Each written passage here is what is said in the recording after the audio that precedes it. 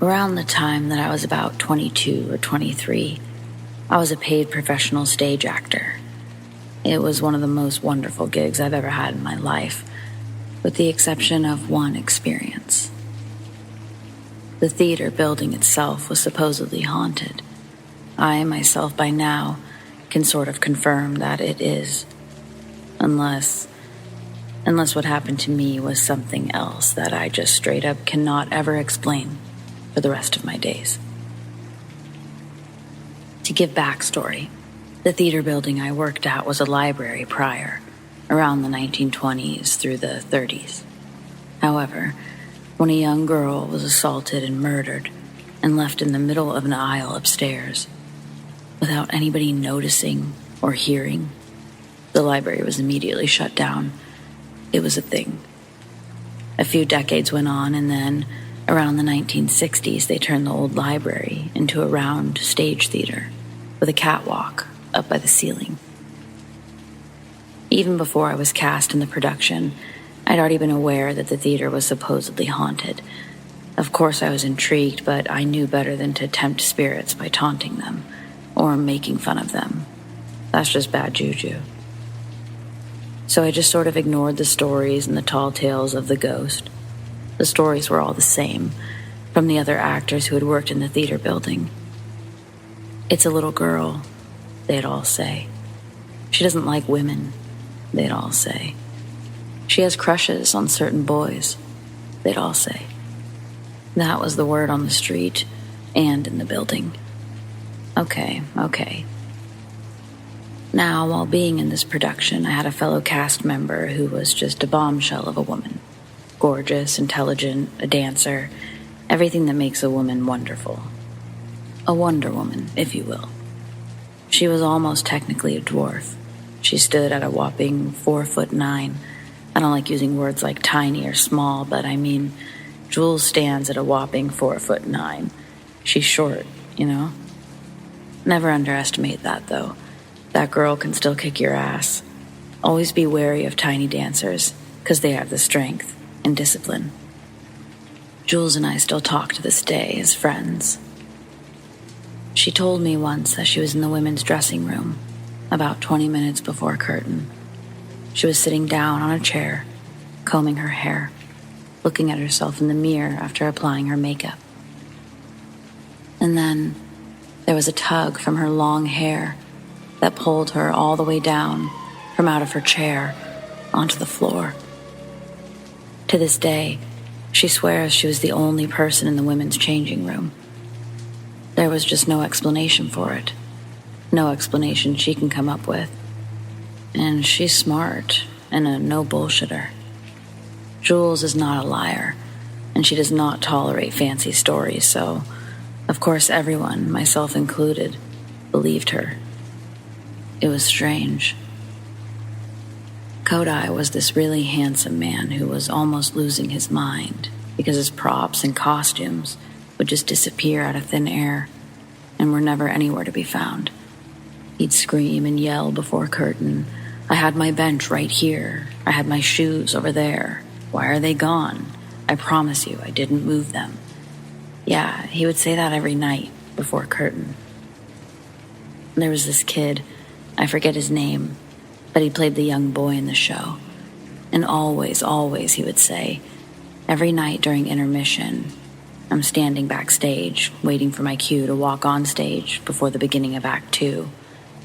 There's a breathing thrust upon the back of my neck, and every single time I turn my head, there's nothing there, and I'm scared. This poor kid was probably about 12 or 13 at best, and to me, well, I was about 23, and to me, it sounded terrifying. Savannah was my scene partner, and she and I had gone to high school together. The camaraderie was already there, so when she told me that she felt terrified to be alone in the theater, I believed her. She had a part of Act 2 where she was required to be on the catwalk to drop a long canvas that was sort of a backdrop visually for a scene. Savannah would get tired, though, and while she would lay there on the catwalk, hoping not to be seen, she'd accidentally start to fall asleep. If she fell asleep, the production would have consequences if the scene change couldn't happen. Every night, she said to me, every night I fall asleep, and then moments before my cue, I hear a little girl's voice say, "Coo, coo, coo, loo, loo, loo." And then I wake up, and I drop the canvas sheet, and I get back downstairs to make sure I get on stage on time. Every single night this happens. So onward, onto my part of the story, or experience. There was this matinee on a Saturday. After the matinee, we got our dinner break, and the entire cast would go take dinner and converse and enjoy ourselves. We had our 8 o'clock show and another at midnight. I decided to head back to the theater building early so I might pass out on the couch and sleep for a few hours before I had to get back into costume, yada yada. Saying that, it must be made clear that I had the keys to the building and I could open up the theater doors once I approached the theater doors. I was actually trusted enough for that. Perhaps that was a curse within its very own self. Logically, the first task I always presented myself with was to turn on all of the lights around the building, which I did this evening. There was a bathroom downstairs and there was a bathroom upstairs. For an inexplicable reason to me, some thought in my head that I had that I still can't explain to this day. I decided to use the upstairs bathroom, which was located by the costume storage. I had never really used it before, and it does not seem sensical to me. But that was the choice that I had made. I marched up the curling, winding, spiraling stairs built way back in the day. I turned on the lights upstairs and proceeded down the hallway and into the bathroom. And I turned on the bathroom lights. It felt off to me. The air, the energy, the spirit of it all. It was very strange to me. It was unsettling, unnerving, and awkward. I figured it was due to me being completely alone in the theater building, especially at nighttime. Only then did thoughts enter my mind. It's a little girl, they'd all say. She doesn't like women, they'd all say. She has crushes on certain boys, they'd all say. Reasonably, the thoughts put me on edge, and I got super duper nervous, like shivering at a cold chill that was absent from the room. When I had finished with my business, consistently looking back behind me, I opened the bathroom door to find that all of the lights had been shut off. The entirety of the theater was pitch black, with the exception of the bathroom, whereupon I had just turned on the lights. Through that little light protruding from the bathroom, it traced along the hallway, and looking down it, I saw the silhouette of Jules. Ah, I said to myself playfully, she turned off the lights and wants to fool around. I had been feeling tired and sort of wanted to take a nap, but no young man in his right mind turns down the opportunity to get in some frisky action, especially with such an attractive lady insisting. I marked where she was standing in the hallway, and as the door closed behind me and the hallway became breached with complete darkness, I'd already calculated where she was standing. Saying, "Hey you," as I approached where she stood, I put my arms out for an embrace. There was no response, though. There was nothing there. "Oh, I see," I said excitedly. "You want to play games with me?" So I walked further and further down the hallway, putting my hands out in front of me.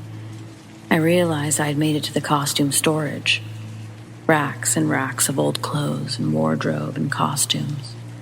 Aisles and aisles of them. In the complete darkness, I put my hands here and there, feeling my way around, touching the fabrics that hung on their hangers on the racks. Expecting to find Jules, but it ended up just resulting in more searching. "Where are you?" I asked. "Come on, where are you?" That's when it started to sink in. That's when it hit me. This feeling of being watched, being witnessed, being warned. There was this insatiable amount of dread percolating through my blood vessels. Immediately, I was very, very uncomfortable and scared. That's when the giggle came. Not a laugh, a soft, silly, child-sounding giggle. "Who's there? Who's that?" I asked. A jacket of some sort or something fell off of its hanger and landed on my shoulders, draped around me. I cannot remember if I screamed. I just may have. But I know I ran. Into the dark, into 100 other clothing racks that shook and fell. It took me some time to readjust where I was and to get my bearings and figure out what part of the room I was in. Finally, finding the spiral stairway, I ended up completely bombing it, completely failing and just falling down the stairs like a rag doll. After a loud moan from feeling like I had just busted my ribs, I found my footing and ran into a few walls before I finally found the front doors. I burst them open so quickly and I just ran. I didn't care if I left them unlocked. Running down into the parking lot, the whole cast and crew were approaching. There was Jules, along with all of them. There was no way that she was ever in the theater. "Hey," I shouted at her. "Did you just fuck with me?" "What?" She looked at me inquisitively. "No, what are you talking about?" "I thought I saw you in there," I told her, panicking. "You turned off all the lights." The stage manager for the show just looked at me, calmly, plain as day. "Oh, that's just the ghost. If she turns off the lights, it just means she likes you." The entirety of the production prior had led me to no experiences with said ghost, and nothing ever happened after that either. So I grow curious from time to time whenever I ponder upon it. What happened? Was it in my head? A trick of the light? And when I grow more curious, I wonder, why then? When so many others were having these strange experiences and I wasn't, why did it happen then, when I was all alone? It's a little girl. She doesn't like women. She has crushes on certain boys. As flattered as I should have been, to this day, I'm still terrified whenever I think about it. I haven't worked for that theater since that production.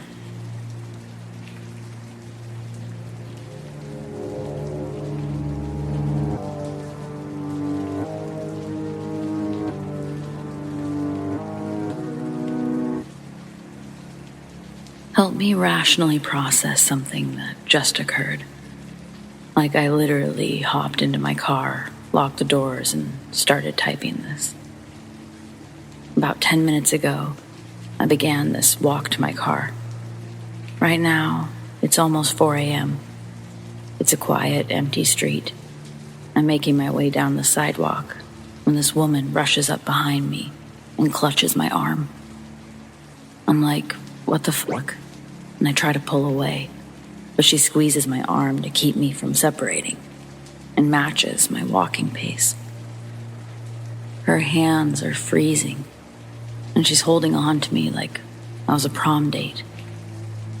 I'm like, lady, get the fuck off of me.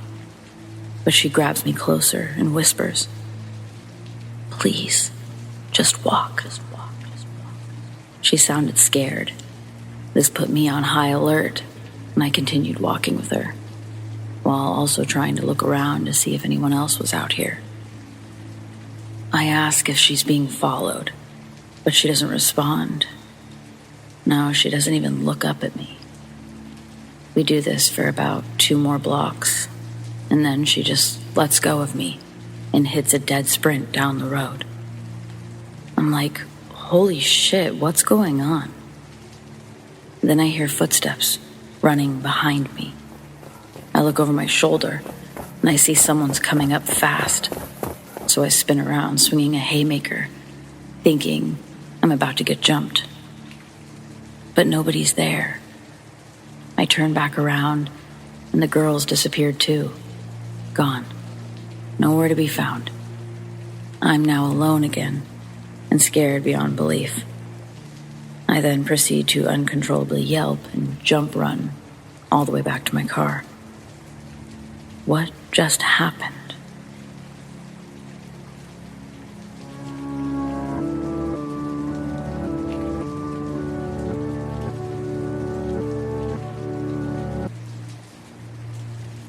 My sis and I were on the subject of the guy in my hometown that went on a killing spree.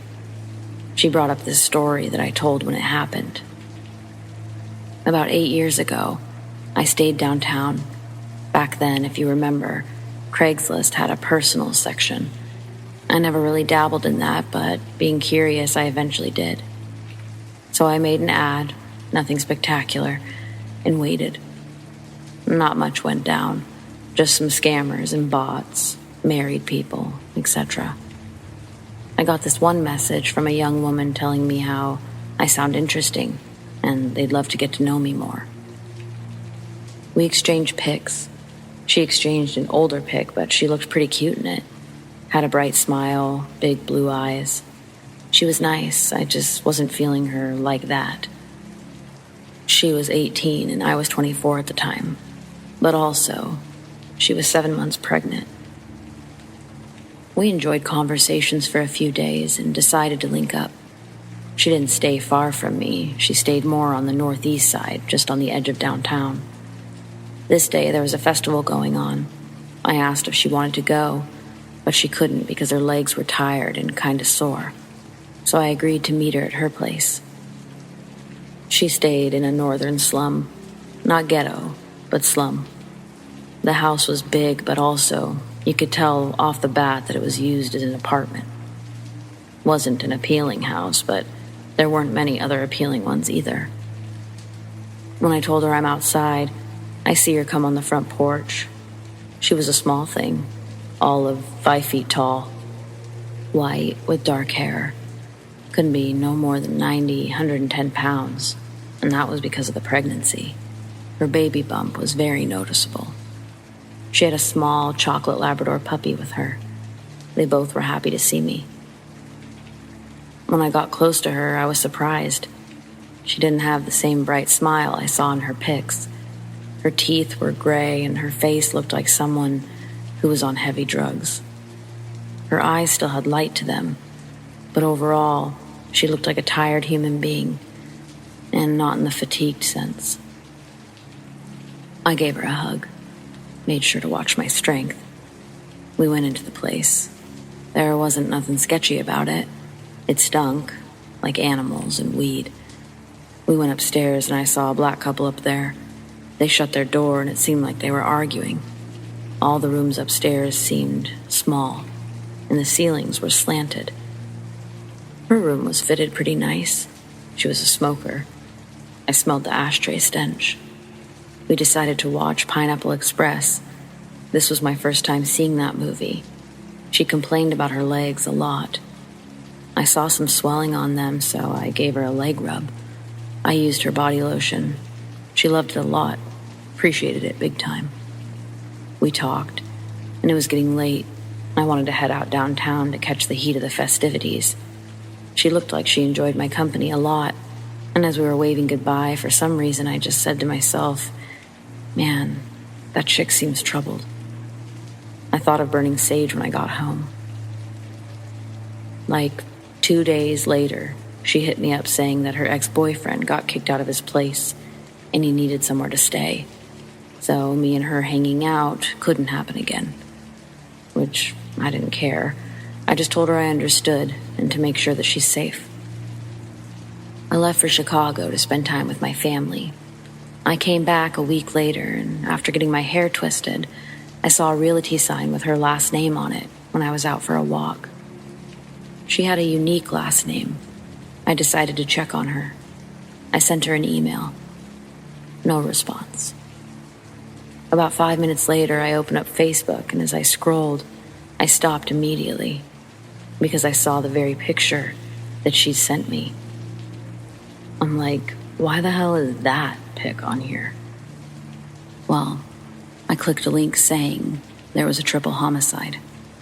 I sat on the curb and was shocked. I couldn't believe it.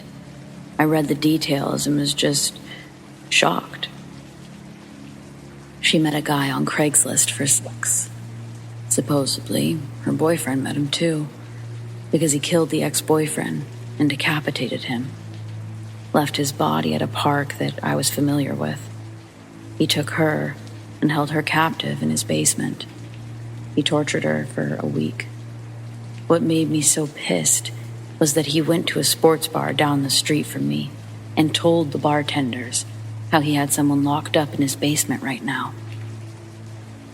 Nobody took it seriously enough to call the police. That probably could have saved her. He strangled her, stuffed her in a suitcase. By then, the police figured him out, and he was on the run. When they stopped his car, he decided to take himself out. And what I mean by that is he killed himself at the end of a high-speed chase. The cops followed him, and he shot himself. The woman was in the trunk of his car, inside of a suitcase. They found him probably because of the emails from Craigslist. I know they investigated my email. I deleted it immediately once I took all of this in. About a month later, I was on Craigslist, and I saw the miscellaneous section about meeting scammers and such. I posted a reply about people being careful, and I posted her story. Also around then, I had a guy that I went to high school with who got caught robbing people for money on there. When I summarized her story, I got a reply from a lady demanding to know what I know. Come to find out, it was her aunt. When I told her, she wanted to talk on the phone, so I did. I gave her my condolences and told her about the time that we spent together. She told me her ex was pimping her out. Her life was never like that. Her parents were good people and confused that she took that path in life. That girl was just a baby. I've been around death before, but nothing like that. Because what if I kept hanging out with her? The crazier parts are the guy had another woman in his place, but she escaped. She was living with him, and he made her his sex slave. But also, he was supposed to fly to Vegas to meet a lady from a fetish site. But there were complications on his end. The day he committed the murder, he contacted the lady and told her he wanted to meet her ASAP. He was paying for the travel and everything, but she needed his info. She didn't go through with it. When she looked him up and happened to see his connection with a triple homicide.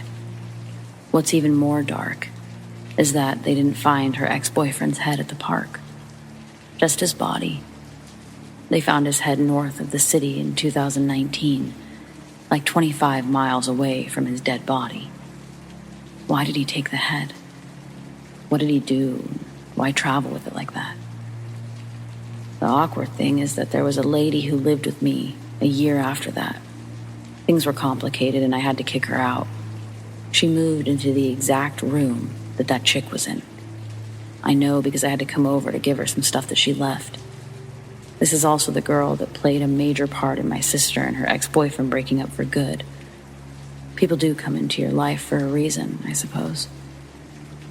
I used Craigslist for business and some social events, but after that, my approach became entirely different, and I became very cautious on who I met.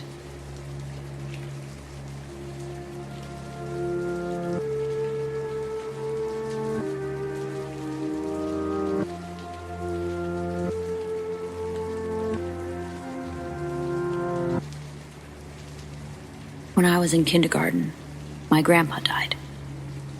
I didn't really understand at the time what was happening, which was good. But what I do understand is that I saw him afterwards. I was at recess, and I remember playing on the little toy, the ones that the kindergartners could play on. I looked over, and I saw my grandpa standing on the other side of the fence. I smiled, and I waved at him, and then I went to run over to the fence, even though we weren't allowed to. I was just about there when my teacher stopped me, asking me what I was doing. I knew I wasn't supposed to be near the fence. But it's my grandpa. He's just right there on the other side of the fence. Can't I say hi to him? My teacher looks over at the fence, back at me, and tells me, "Sweetie, there's no one there. But if family comes, they go to the office. Remember?" Yeah, I did remember. But my grandpa, he was right there. I looked over, and she was right. He was gone. Later that day, I remember my parents sat me down and had a real talk with me about death. They told me that Grandpa passed away that morning. After they finished explaining, I asked my mom, "But how did I see Grandpa today at school if he died this morning?" Neither one of them had a good answer for me. My mom just said, "Maybe you saw someone that looked like Grandpa, sweetie." No, that wasn't it. I definitely saw my grandpa. But even as a 5-year-old kid, I didn't really feel the need to plead my case to my parents. Over time, they came around though. You see, I didn't care that they didn't believe me or thought that I saw somebody else. In my heart, I always knew exactly who I saw, and so that was the story I would tell. And now, years later, they seem to really like this story. They seem to believe me. I guess something over the years has opened their minds.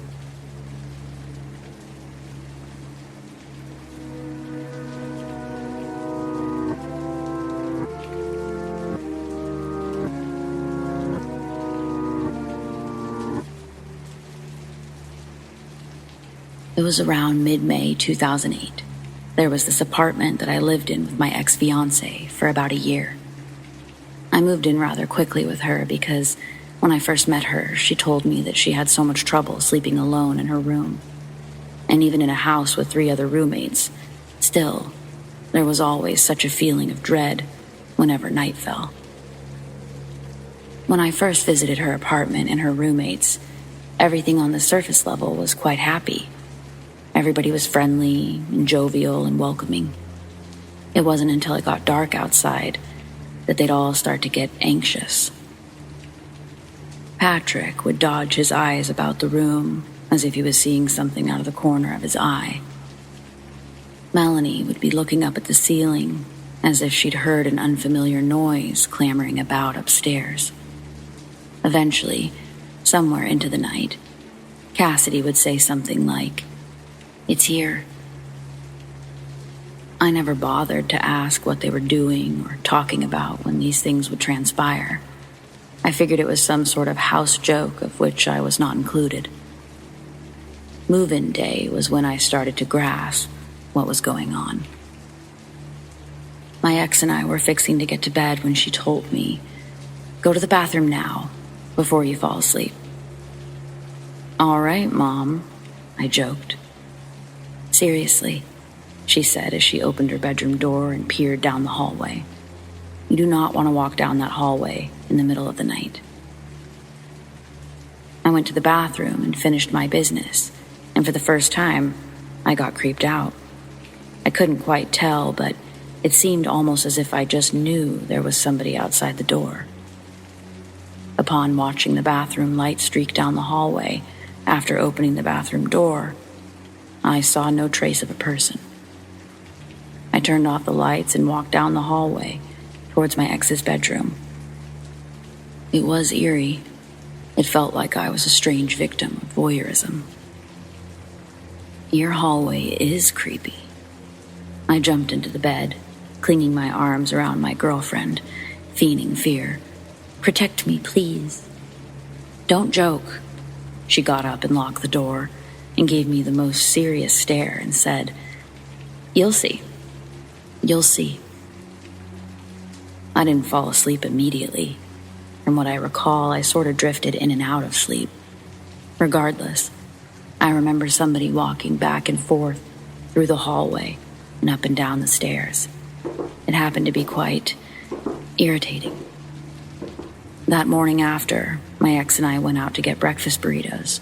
In the car, I brought up one of her roommates walking all over the apartment into the early hours of the morning. "We don't know what it is," she said, nervously clutching her goose-pimpled shoulders. "But it's not one of us," she finished saying. I laughed a bit. "What is it, like a ghost or something?" "Maybe." She dead-eye stared at me. Of course, I believed in ghosts to a degree, but I had never really been sure I had ever experienced anything supernatural or paranormal or whatever. I was raised Catholic, though, so it definitely has a presence in my family's beliefs and whatnot. Attempting to fall asleep that night began the same, with abrasive footsteps pacing the hallway and trudging quickly up and down the stairs. It sounded almost like a child bouncing on the floorboards, trying to get as much attention as they possibly could. It was this strange sort of thump, thump, thump. That sandwalk from Dune. To me, that's what it sounded like. It was a weird, unrhythmic thumping. What's going on? I asked myself. I squinted at the clock.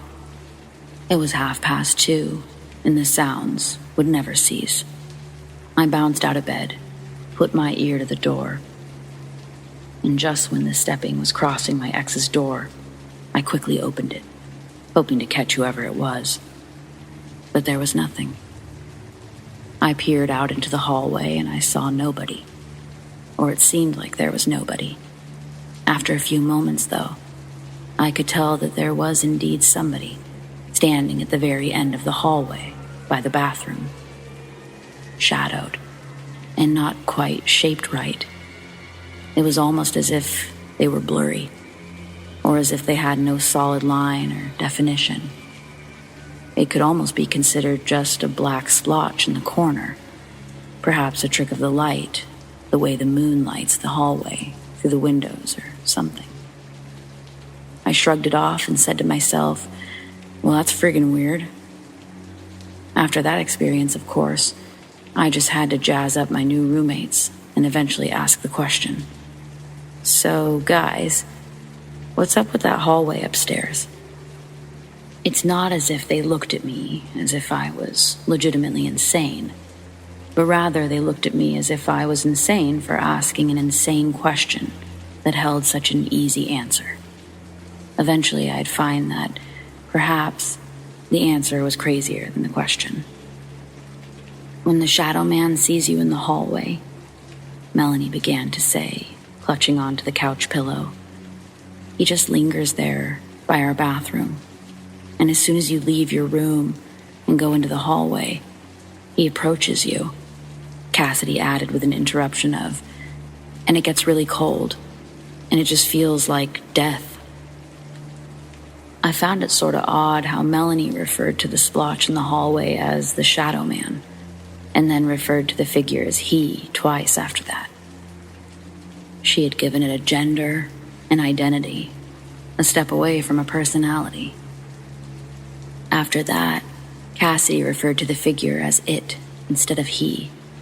So possibly Cassidy was not seeing the same sort of figure as Melanie, or perhaps even me. I thought maybe the apartment complex was haunted due to the prior tenants. But no go. The apartment complex was brand spanking new. My ex-fiancé and her roommates were the first people to move into the apartment. They didn't even have neighbors yet. The second conclusion I came to was that perhaps it was built on one of those creepy, old-timey Native American burial grounds of some sort. But no go. I researched the entirety of the city and anything surrounding it within the city, and the land on which the apartment complex sat was basically, well, just land. Maybe a farm at best, way back in the 30s. It certainly wasn't anything in the records prior to 2008, when the apartment complex was constructed. So I was at a loss. A brand new apartment complex built on absolutely nothing, with no historical significance in a historically insignificant town that has no history of being haunted. "Listen to me," Cassidy daringly said to me, with a tone of begrudgment and maybe a smidge of judgment. "No, just listen to me. Go upstairs and see for yourself." "What? Why?" I nervously stood up and began pacing about the room, peering out the window and watching the sun go down. "You're the new one," my ex said. "You have the most resistance to it." That struck me as an odd thing to say, and at first I thought I'd been dealing with a bunch of overzealous children, afraid of boogie people and other things that go bump in the night. I, of course, said something akin to, "Okay, fine then, I will." And up I went, charging up the stairs as if I had not a care in the world. I ascended up into the darkness. I turned the corner, and I stood upon the entrance of the crickety hallway, leering down into the nighttime hallway. And then, there it was, the black spot in the corner of the hallway, darker than the darkness itself. It had no eyes, no face. Yet still, I experienced the unshakable feeling that it was glaring deep down into my soul. Suddenly, almost with a whoosh, the inky cloak of terror was right before me, and the hallway was cold and dreadful. And with a surge of energy, I felt myself almost knocked to my bottom, as if something pushed me down just by running past me, or through me. All I could think to do in that instant moment was careen back down the stairs and freak out in the living room. I was now convinced something weird was upstairs. Afterwards, in the safety of my girlfriend's bed, we both decided not to turn the lights off after the door was locked. So there we lay in bed, holding each other. It wasn't always like this. My ex's goosebumps were emerging from her skin with every new word she broke upon me. "I was happier here," she said. "That is, it was until Patrick came." Rather innocently, I asked her, "What do you mean?" "So, Patrick moved in," she explained. "This black spot showed up. It grew and it grew, like a black hole." That night, she told me that everything was wonderful when it was just the three women who'd initially moved into the apartment. But after Melanie started dating Patrick, and Patrick moved in, well, that's when all of the aura about the house became ominous. Soon after Patrick arrived, there was at first just a bad feeling over the bedroom where he and Melanie slept. Then, as soon as anybody would slip out of their bedroom to use the bathroom, they were met with the black spot in the hallway, with the whoosh, with the cold, and with the dread. What I had not known or noticed about Patrick was that at the time he was an alcoholic, and until my girlfriend mentioned it to me, I never put together how subtly abusive he'd been to Melanie. Apparently Patrick had had many nights in which he'd wake up around 2 or 3 in the morning, drift into the hallway, only to eventually end up cowering in the corner, screaming and yelling, crying, "It's coming to get me! It's coming to get me!" The longer I lingered, living in the apartment, the more I got to know Patrick. To me, it seemed as if the longer he lived there, the bigger and darker the black spot in the corner would grow. It was as if it grew stronger, better, faster, had more gusto. It was as if Patrick's soul had been feeding it, slowly but surely. Oftentimes, he'd want to take me out drinking to the bar. I like my pints, like any good Irish Catholic boy indoctrinated into the church, but I prefer to like the company I keep. And Patrick was not a part of a company I wanted to be around. After a while, I got irritated with the way that he would speak to Melanie and the things that he would say to her. It just kind of irked me. It was inappropriate, abusive, and unnecessary. There were a few times where I'd have to bust into his bedroom and pull Melanie away from him for fear that he'd get rash and do something that would make me just want to annihilate him. It's hard to evict people in the state of California if they pay rent, or even if they don't. They have squatter rights. Yeah, it's a real thing, and it's a pain in the neck. Patrick would drink constantly. He'd steal money, or he'd steal things that he thought he could get money from.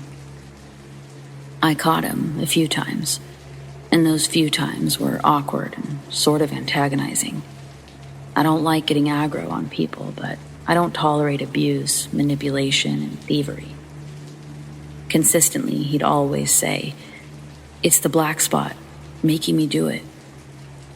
"Sure, buddy, sure." I'd say something like, "Whatever helps you sleep at night," to him. But he didn't sleep. He was starting to scream and jolt around in the hallway every single dark hour. One of the strangest things I remember seeing there was when Patrick was shoving some books and binders into his backpack as he went down the stairs, and Cassidy was right behind him. And then out of nowhere, she just seemed to lift into the air and fly backwards. It was as if somebody just shoved her with all of the might in the world, and this poor girl, probably a twig at best, just went reeling backwards into the wall. It got weird because I could never see the shadow during the day. It was always more invisible as opposed to shadowy during the course of the day. Then it got weirder because her leg just got raised up, all strange-like. It seemed almost as if she was about to be pulled up the stairs, but suddenly she jerked up and made a strange bellowing sound. I realized immediately the wind has been knocked out of her, and she was trying to catch some air. It got to a point where everybody was on edge all the time, and anybody who didn't live at the house never wanted to come and visit anymore. My ex and I went to different schools at the time. I'd finished a week before her. I had nothing better to do than lounge about and walk around in my pajamas and eat ice cream. You know, priorities. One morning I awoke, and the last thing I remembered is my ex kissing me goodbye before she went to her finals. I took my sweet time unwrapping myself from the burrito of my bedding. I stumbled down the stairs and dove into my ice cream. Wearing just my pajama pants, holding an orangesicle ice cream carton, wielding a spoon. About the time I was enjoying the ice cream the most was the time I noticed the strangeness of the house. How quiet it really was. How empty. There was nobody home. The entire month I'd lived there, this was the first time I'd ever had the house all to myself. Around the time that I realized how quiet and empty it was, and how I had the whole house to myself, was when I started to question if I actually did have the house all to myself. Thump, thump, thump. Again, of course. Thump, thump, thump. I've never heard voices in my head or anything like that. I understand our imaginations can run wild with us and whatnot. No, this was the sound of somebody walking down the stairs. I stood there with my bowl of melting orangesicle ice cream, staring up at the stairway, feeling a bit of a showdown, some sort of standoff, waiting for the wildebeest around the corner, just thumping its way down. And I heard it, but I saw nothing, witnessed nothing. And making my way around the corner down the stairwell, still nothing was seen by me, but what I heard was ever present. Then, making its way down the very last step before it was downstairs proper. It just stopped. It stopped, yet I could feel something was glaring at me. A wild wildebeest stampeding me with its eyes only. I was not welcome, that's for sure. I couldn't really move. Definitely I was terrified. Most certainly I was very, very confused. Also, I was curious, and perhaps a bit enraptured. There'd been so much fear revolving around this thing, and I sort of wondered if perhaps I should be feeling sort of sorry for it. And I did. I felt a sort of remorseful feeling that came over me, and I started to tear up. I use the word revolve because a revolution is when something comes into a full circle, finding its point from whence it started. I use this word because the fear started the same place and way it ended. It just came so full friggin' circle. Elliot Smith said something in Division Day. When you don't know what you're looking at, it makes it much harder to tame. Maybe he said take. But that's the best way I can describe it. Still, to this day, I was just in the presence of something I knew not, and because of the unknowing of it all, I was basically terrified. Suddenly, as if the air was being sucked out of me, this big, banging, thumping sound went screaming like a banshee up the stairwell, and I had to put my hands on my knees in a crouch position and regain my breath before I opened the front door and ran outside to my car, where I then proceeded to go to the Walmart parking lot just to even things out as far as terror goes. I waited until my ex got out of her finals, and then I met her on campus. We went out to dinner that night. We went to stay with her parents for the 2 weeks after that, and shortly after that, we moved out for good. I'm not sure what was going on there with that situation, because as far as Patrick goes, I mean, is it possible that this guy would just bring something around with him? Is it likely he awakened something that lay deep down beneath the emptied out land, something from long, long ago? I often wonder if I'm any different from Patrick. I wonder if I'm capable of carrying around a darkness about me that I could easily unleash into the darkest hallways of unsuspecting, soon-to-be adults, just wanting to get some sleep. I often wonder, what if it wanted me? What if I was the target?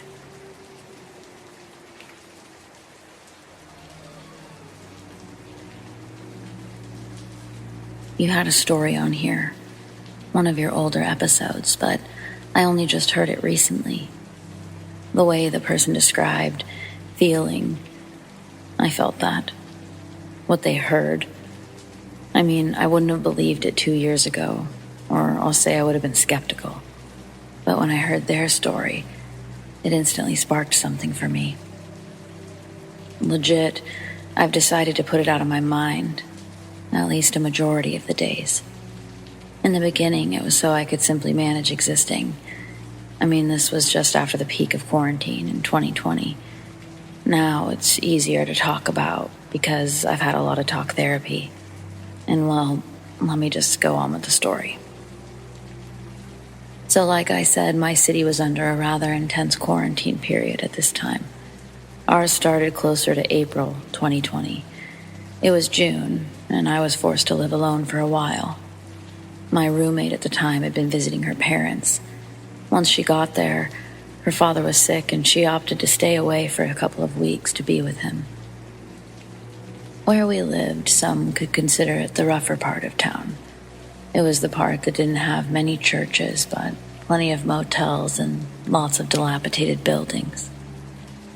It was relatively close to where my roommate and I worked via public transportation, a bus stop a few yards from the apartment building's front entrance.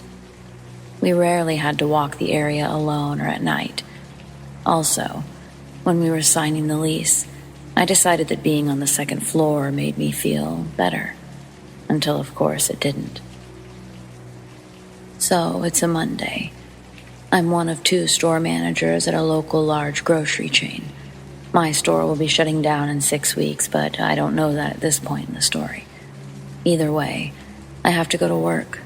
So I mask up, grab everything I need, and as I'm about to head out the door, I feel something lightly blow on my neck and ear. I say lightly, but it actually kind of startled me. There was no real reason to feel a cool breeze this time of year. I shiver, and I glance down at the table by the front door. My pepper spray. I'd been looking for that. Had I found it and forgotten? I grab it, and I head for the bus stop. Get to work, no problem. Start my day. Bing, bang, boom. Day's over before 7 p.m. I make my way to the bus stop to head home. Beautiful. I had plans to watch The Bachelor that night, a show I normally don't get to enjoy the night of when my roommate's home. Bus ride is the same as usual. Lots of people, too close for comfort, practically empty by the time we get to my stop. My stop is coming up. I go to pull the wire, but as I do, somebody else pulls it, and I hear the familiar ding that the stop has registered. I'm sort of nosy, so I'm casually peeping around the bus like, who's this person getting off at my stop? Hope he's cute. Kid you not, those were my thoughts. No one cute on the bus, so that's a shame. I get bored with trying to figure it out, and I just wait for the bus to stop so I can get home. I make a dash for the middle exit of the bus, and I see one other person, a guy, getting off. He's making an even quicker dash towards the bus's rear exit. I figure he's also trying to get home to The Bachelor. Not really, but the thought made me smile. That was the last time I'd smile for a while.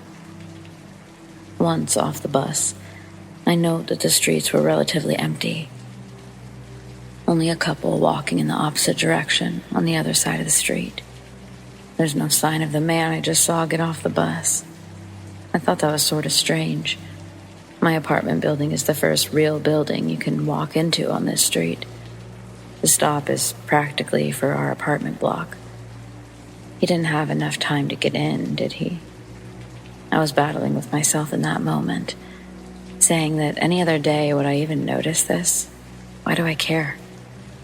So, I'm now looking down at my phone, scrolling through Instagram, when I get that feeling that someone's close to me. I look up and then around, behind. No one. I remember the pepper spray, which I reach for slowly. I'm holding it in my hand inside my purse. I also leave Instagram and move towards punching 911 into my phone. I'm not even sure why. I walk with this defense until I get to my apartment building. Once inside, I relax a bit and I make my way up the stairs. Someone is following you. I hear these words, but I have no idea where they're coming from. They almost sound like my subconscious, but it's not my voice I'm hearing. I pause and I listen. I hear footsteps in the distance, so I sort of hurry mine. Faster. That same voice. So I ran. I think I hear the footsteps in the distance growing closer, but I'm running so fast that I'm not sure how close or how loud they really are. I don't stop. Once I get to my door, I frantically search for my house key, so I'm no longer holding my pepper spray or my phone. I've allowed them to slip into the abyss of my purse. I see someone round the corner. I don't see their face, only that they have on black joggers, a black hoodie, a face mask covering most of their face, except the eyes. Is it the guy from the bus? I don't know. He makes eye contact with me, but doesn't start to charge me. Just looks and then looks away, walking calmly. I've got my keys. I unlock the door quickly and I just rush in. immediately closing and locking the door behind me. I take a stance, peering out the people to see if the man stops. I then press my ear against the door. I can hear the slow creak of the hallway. So someone is still in it. I look back through the peephole, anxiously waiting for him to pass by my door. But he never does. All I can think at that moment is, wow, what a lunatic I am. Poor guy probably just lives in my building and I just look like a crazy lady now. But that voice, what was that voice?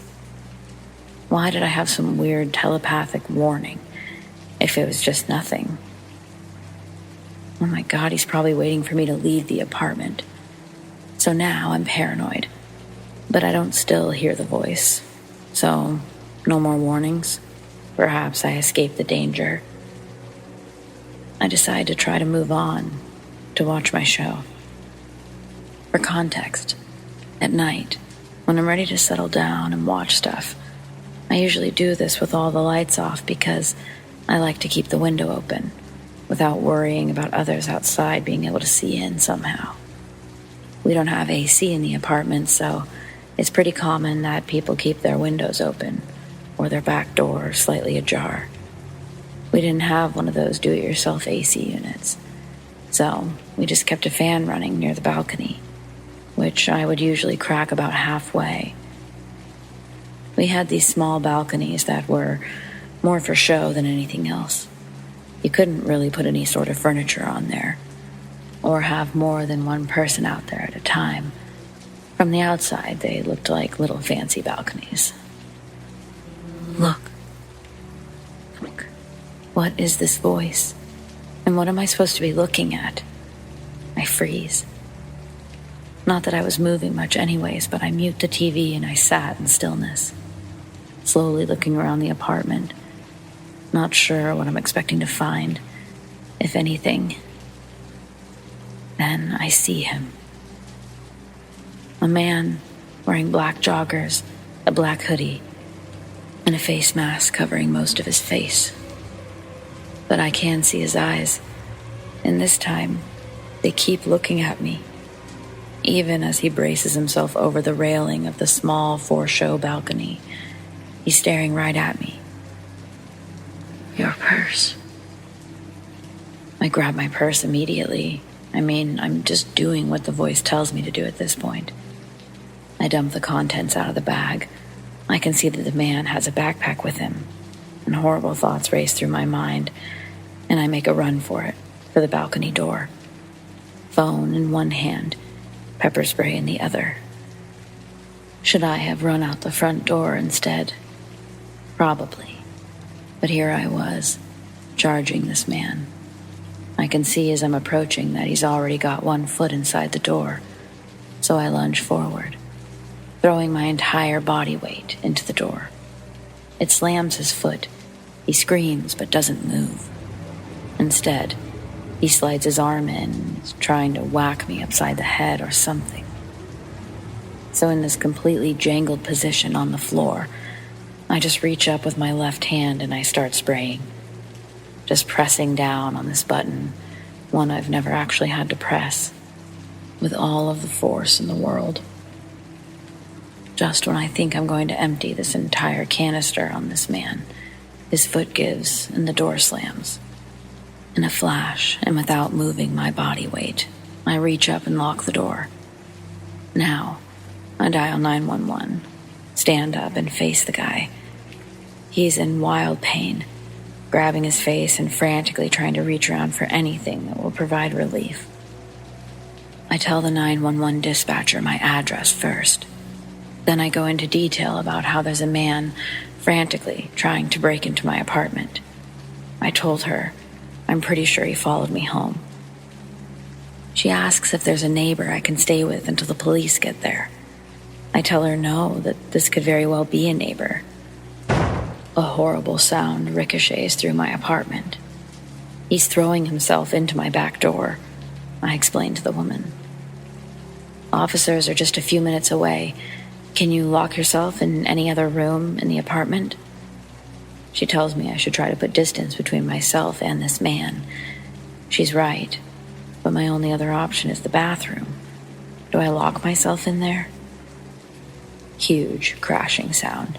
I yell into the phone that he's inside, and I run, but not for the bathroom, for the front door. I get the door open and I run into the hall. I still hear the sounds of things crashing in my apartment, and I realize the guy probably still can't see what he's doing. I close my apartment door, and I run up the stairs to the 3rd floor, frantically knocking on every door, waiting for someone to answer. I don't stay in front of any door long enough for them to likely see who's knocking, but I keep going up and down the hallway, knocking, pounding. Okay, officers should be on scene now. You can meet them outside. I hear this coming from my phone. I thank the woman and ask if she can stay on the line until I see the officers. She agrees. A door opens. An elderly man pops his head out into the hallway, asking if I'm all right. I tell him yes, thank you, the police are here now. Someone tried to break into my apartment. Sorry for banging on the door, blah, blah, blah. Then, a scream of horror. It's a man's scream. The elderly man looks surprised. The sound is coming from outside, it seems. Ma'am, are you still on the line? I tell the woman yes, and that someone is screaming. She tells me to go ahead and meet the police outside.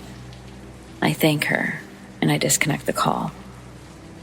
The elderly man leaves his doorway, and out of curiosity, I move towards his apartment. I think they got your burglar, he hollers from inside. I think he jumped.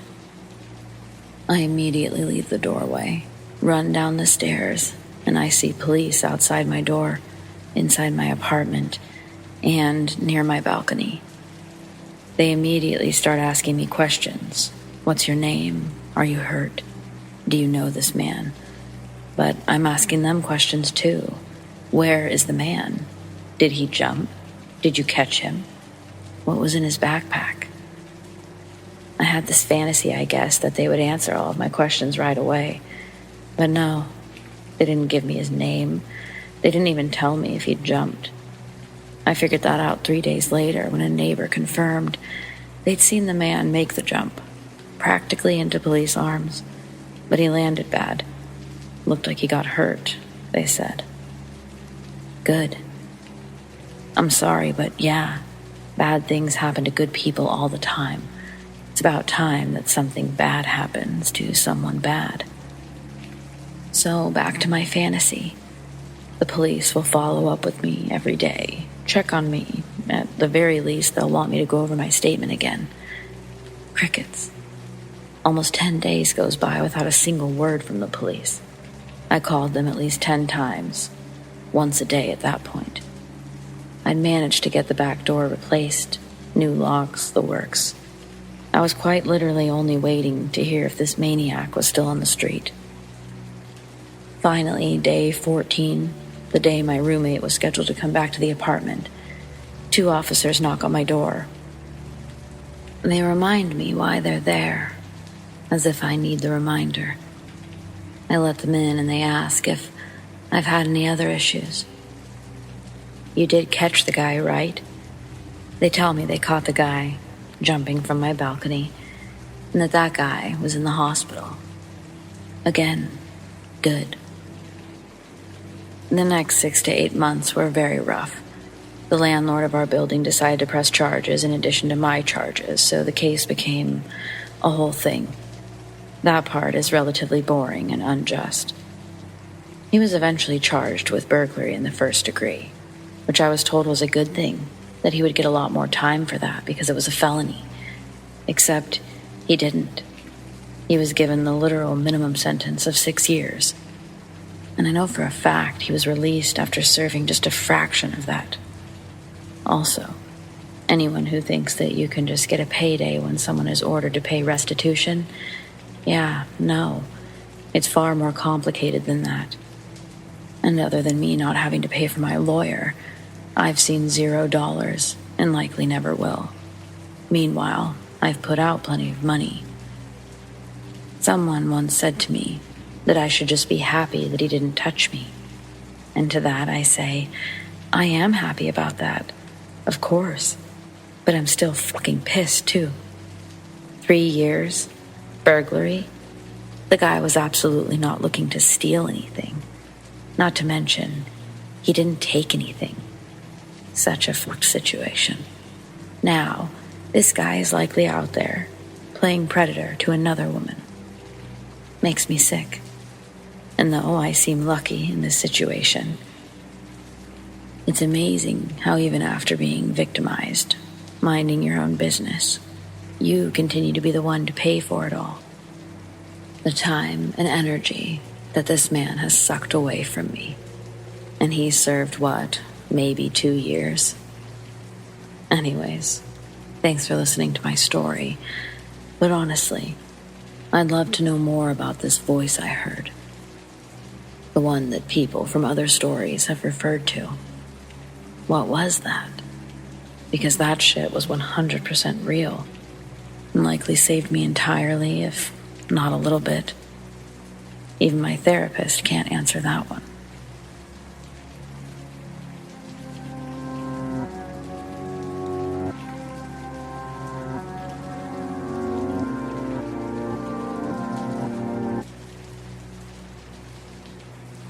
So this happened when I was a kid, and my family and I lived in North Carolina. Our house was surrounded by woods, and there were only a few neighbors around us. Every once in a while during the night, at around midnight, I would just lay in bed, but I couldn't sleep. I felt a creepy vibe, like something or someone was watching me. Sometimes I would hear footsteps coming from the attic above my bedroom. It sounded like someone was walking around. One time, I went outside my bedroom into the hallway, but everyone in my family was sleeping and their doors were closed. So I went back to my bedroom and closed the door. I was laying in my bed again, and I heard the footsteps in the attic. Then I heard something fall in my closet. I was so scared that I ran into my parents' bedroom and woke them up. They were confused at first, but then I explained to them what I heard. My mom and dad said it was probably just my imagination, and they didn't believe me. They walked with me back to my bedroom. They looked around my bedroom and then went inside my closet. There was a board game that had spilled all over the closet floor. It was in the back of the shelf at the top of my closet, so there was no way it could have fallen without someone pushing it off. My parents helped me clean it up and put it back on the shelf. They said there was nothing to be scared of, and they put me back to bed. They went back to bed too, and a few minutes after they left, I heard someone whispering something. It sounded like they were calling my name. Then I saw a shadow that looked like a person walking across the wall by my closet. I thought it was a ghost, and I started freaking out again. I grabbed my pillow and blanket, and I went to sleep on my parents' bedroom floor. After that, I slept on their floor for a few more nights. Eventually, I went back to sleeping in my bedroom, and when I would lay in bed again at around midnight, I still heard the footsteps in the attic. And that continued every once in a while, until we eventually moved away. To this day, I still don't know what or who that was, but it freaks me out.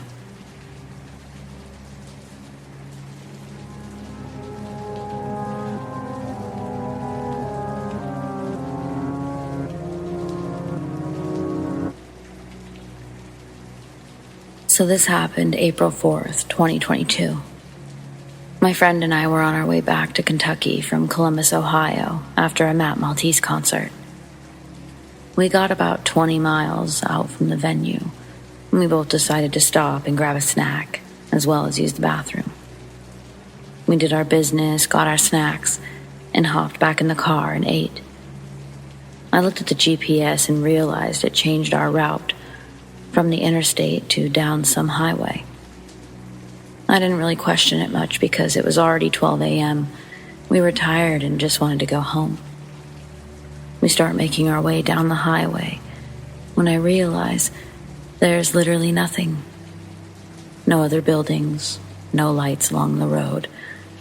The only place I saw when we got off the exit was the gas station. Just the gas station. Absolutely nothing else. There were hardly any trees that we could see on our way down the highway, just open and flat fields. My GPS tells me after 4 to 6 miles to turn on a small road. I thought it was weird that I had to turn on a road that didn't even have 2 lanes or any lights, just 3 sporadically placed houses that didn't even look like someone lived in them. At this point, I started feeling really off. I initially felt weird when we went to the highway instead of the interstate, but thought I was just being paranoid. Now, at this point, I joked with my friend. This would be the perfect place to see a skinwalker. I didn't say the name, just the abbreviation. If you don't know what it is, well, Google it. I've always been superstitious, and I don't even like saying or thinking the full name. I even hate the abbreviations. My friend laughed and said, "Don't even say that. My GPS tells me that there's a railroad coming up, so I was ready for it. Problem was I didn't see the railroad until we came right on top of it. The only light coming from my headlights. The train looked abandoned, the carts covered in graffiti, and the wheels corroded to hell. There were no railroad lights, no bells saying a train was coming through, just pitch darkness and silence. My friend and I both felt a chill run down our spine, and we both just knew. We didn't know what exactly, just that we knew. He said my name in a scared tone, and I just knew I had to get us out of there. There was no way forward or around. I threw my car in reverse and quickly backed up until I was at the grass, and I booked it, going 80 down the highway back to the gas station. When we finally collected ourselves, we sat and thought about it. Why would the GPS take us there if the train had clearly been sitting for a while? Wouldn't that road have been closed off? Wouldn't there have been signs saying so? Why weren't the railroad lights on? Why did it reroute there in the first place? Just so many questions. But one thing I noticed is the moment we parked at the gas station and restarted my GPS, it went back to its original route of the interstate. We knew for certain that the train didn't just break down that day and that they left it. It had been sitting for a while. The wheels don't just corrode like that if it was broken down for one day.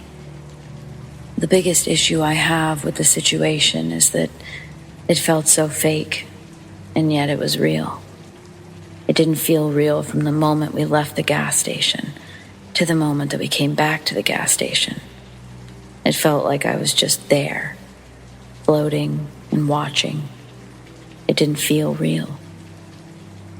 Just want to throw this in there. I never really get a feeling like this, and when I do, there's always a reason. I'm usually never wrong when I feel like this. That's why I feel like we were warranted in worrying so much. It took me crossing past the state line for me to feel safe again. Maybe it was the adrenaline.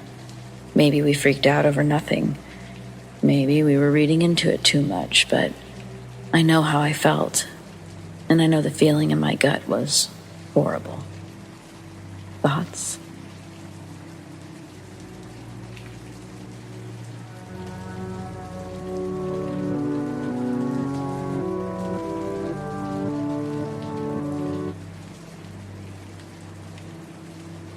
We haven't spoken in years, but when me and my best friend Ashley were 15, We spent every day together.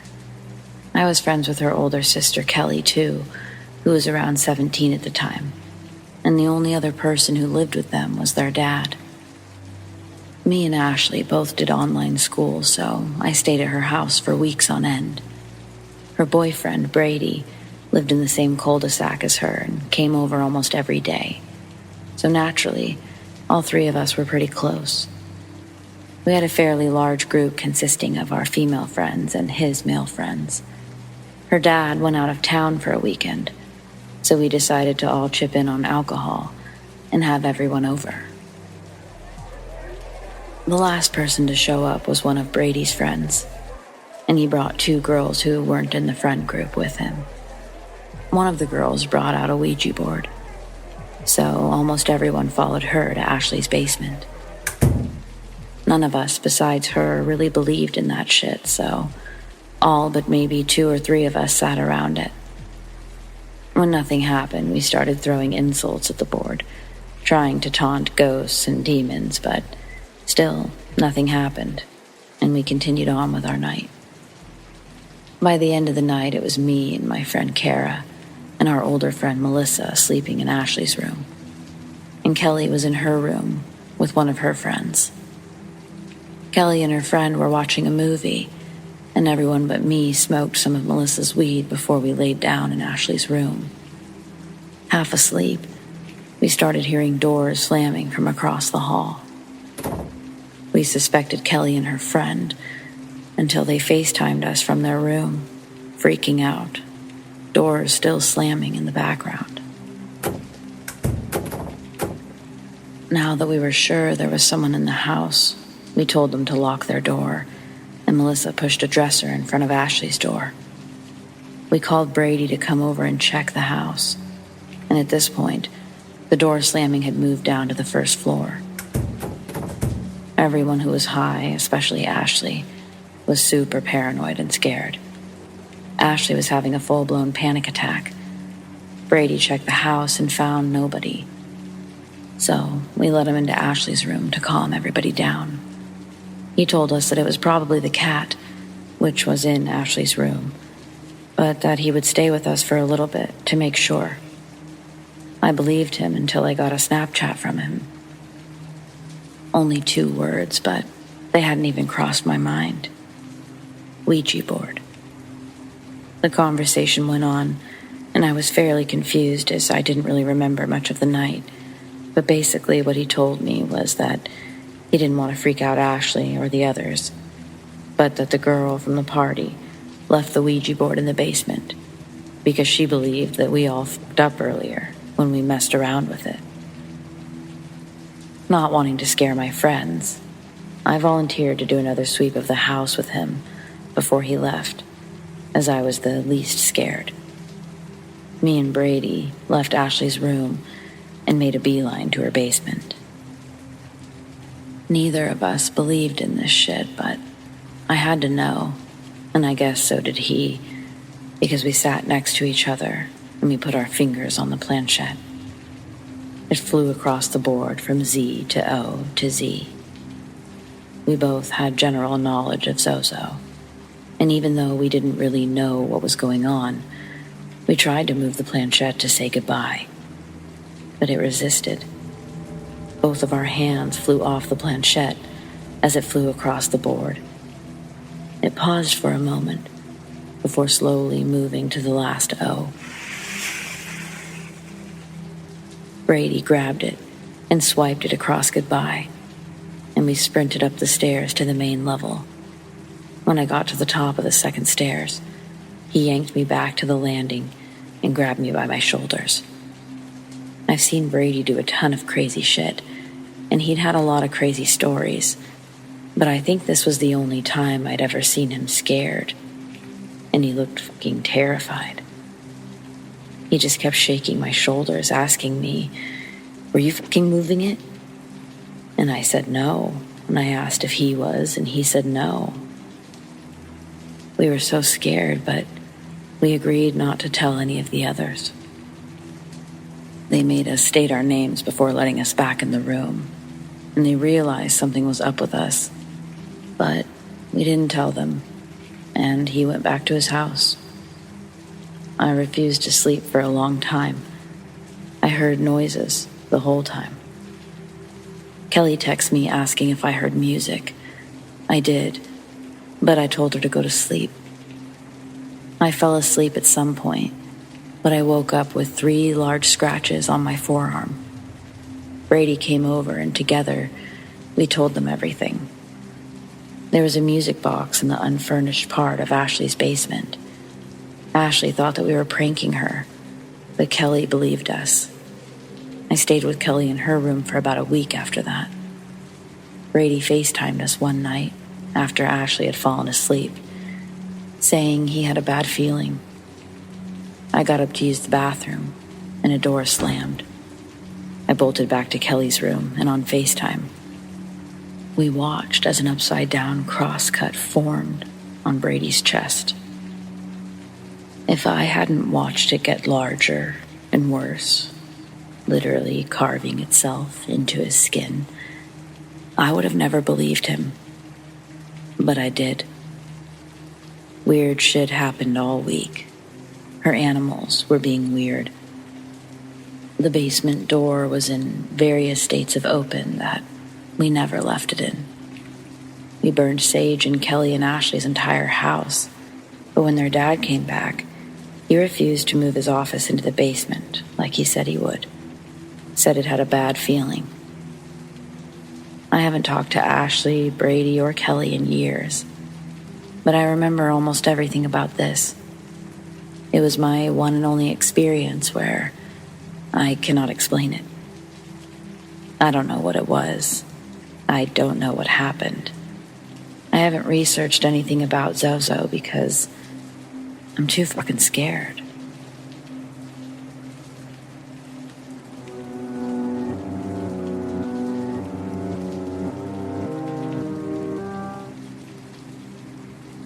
About 13 years ago, I lived in a really cool loft-style apartment in West LA. I'd just gotten a great job and was feeling pretty awesome about where I was in life. Sure, back then it was slightly easier to afford a place like this on your own in the area, but it was still quite an accomplishment for a 23-year-old me. The place had its initial small issues, but I was completely enamored by the fact that it was mine and where it was location-wise. It was picture perfect. I couldn't see the beach, but I could smell it. Probably 2 weeks into living there, I started hearing noises above me in the loft. As you can imagine, it was slightly troubling since there was no attic. It was essentially the loft and then the roof. Critters. What kind of animals could mimic such a specific sound? The sound of actual steps on creaking wood. Still enamored, I let these noises slide for several weeks and just tried to make the place my own. Then something happened, and I couldn't let it slide. The apartment was a good 4 stories above ground. That's part of what gave it its charm. I wouldn't have to worry about people being able to just walk up to my window. Yes, I'd lived somewhere where that was possible and had happened. I don't even know how long I'd been living there. A few months for sure, but not quite 6 months because I know my lease wasn't up. It was my weekend off, so I was up at some crazy hour, still cooking up snacks and watching TV. I get my popcorn in a bowl, and as I turn off the kitchen light, I catch what I think is the reflection of a woman in the corner of my large front window. I sort of pause and turn the light back on. Still there. As the face slowly starts to fade away, I just stand there. This happens not once, but 3 times. Each time I try to debunk it before it fades, but I don't get the chance.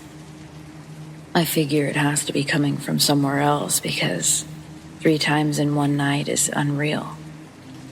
I choose to forget about it after it doesn't show up again. But as I'm trying to fall asleep that night, I hear the same sounds above me that I've heard for months. But it hits me different this time. It feels like somehow the steps are closer to me. Something urges me to look out my window.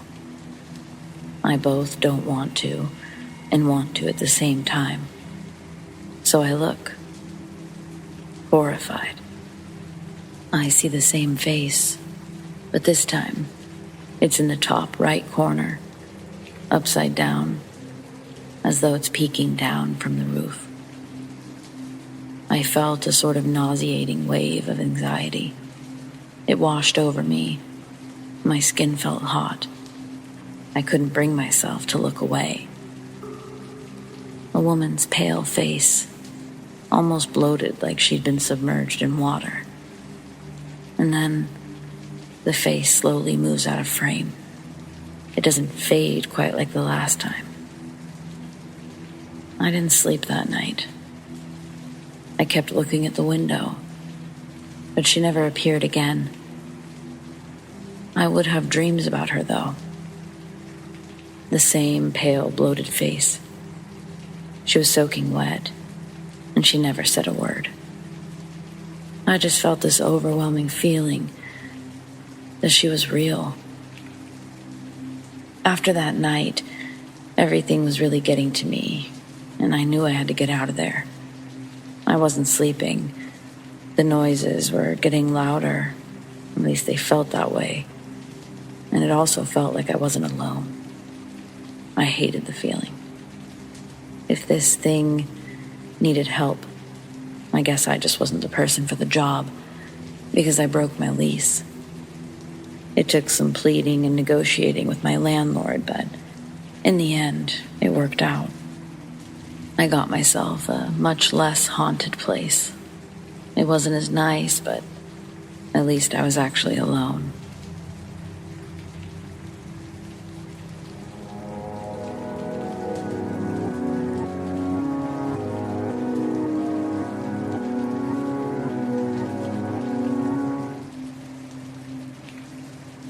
I took a trip with my friend to visit her family for a few days. The first night, we took her car for a test drive after we helped her dad, around 1 a.m. The city was built on Native American burial grounds. Most graves were dug up and dismantled, so hauntings were common and invited more bad hosts. Anyway, as her dad was talking about his experience with stuff here, he mentioned La Lechuza, a witch from Mexican folklore that takes the form of an owl. And as he started to talk about her, a giant owl swooped in front of us, nearly hitting the owl. We all just shut up for a minute. Then we see another giant owl later on, a sign in a residential area. To confirm it was an owl, he pointed a flashlight at it, but it refused to turn on, again and again. When the owl flew away, it decided to turn on. And that's when we all agreed to go home.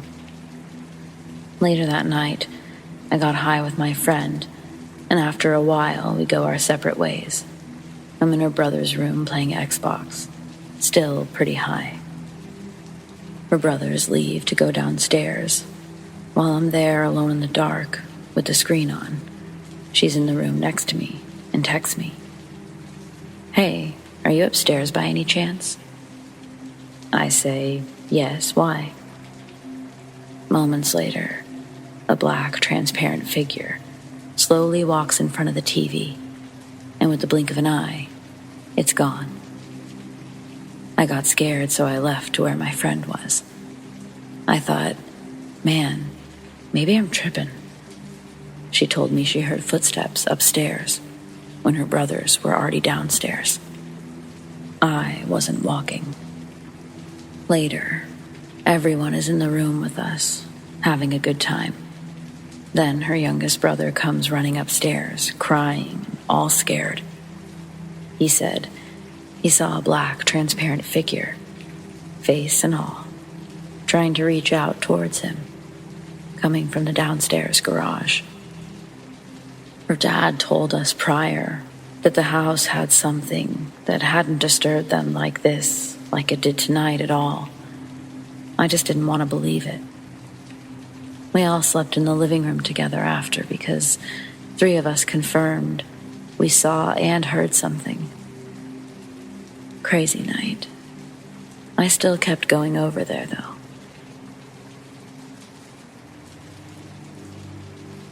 Back when I was younger, I remember going to my grandma's house to celebrate holidays or general family get-togethers. You know, the usual stuff. As far back as I can remember, I always had the weirdest feeling being in her house, or more specifically, the basement. I remember any time I'd even come close to the stairs that led to the basement, I'd get the most unsettling feeling. I couldn't even set foot on the stairs without feeling as if something was going to come out of the shadows and get me. Through the years, every time I'd visit Grandma's house, that unsettling feeling about the basement would remain. I always chalked it up to silly childhood fears of the dark and the basement. This was far from the case. One day, me and my cousin decided we'd be brave and go into the basement. We ended up going into a bedroom down there, and as we were looking around, we noticed writing on the wall inside one of the closets. It was in green ink and read, "I told you I would die before I turned 16. This spooked us, to say the least, so we ran upstairs and we told our parents. They ended up telling us the truth about the house, the dark history. My mom said that long before my grandma moved in, there was a family that lived there and was rumored to have abused their children and locked them in the basement. My mom said that the writing has been painted over several times, but it keeps coming back through. This chilled me to the bone, knowing I was standing right where someone may have died and their ghost had come back to send a message to their abusive parents. As I grew older, I never got over my fear of that basement. Anytime I would stay with Grandma, she'd offer me the basement bedroom, and I refused. I know something was in that basement from beyond the grave. As my grandma got older, she had to sell the home and move in with family. I just hope the new owners never find out what happened there.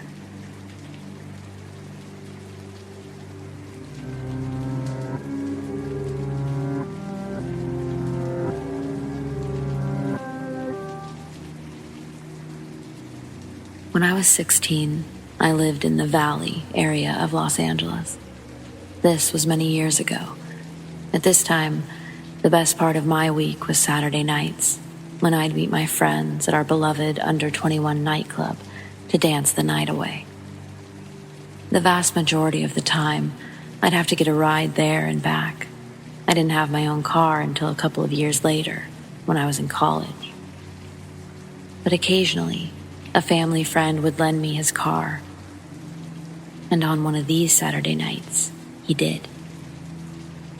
I felt so independent and free to be able to take myself to the club and to be able to leave when I wanted. On the night of this story, I drove to the club and had a typically great time, dancing with my group of friends to music like Prince and Earth, Wind and Fire. At the end of the night, I got into my borrowed car and headed towards home. In case you don't know, the San Fernando Valley is made up of many suburban towns. None are really small, and some are very nice. As you'd expect, some are less nice, with higher crime. I lived with my family in a medium town in the northern part of the valley.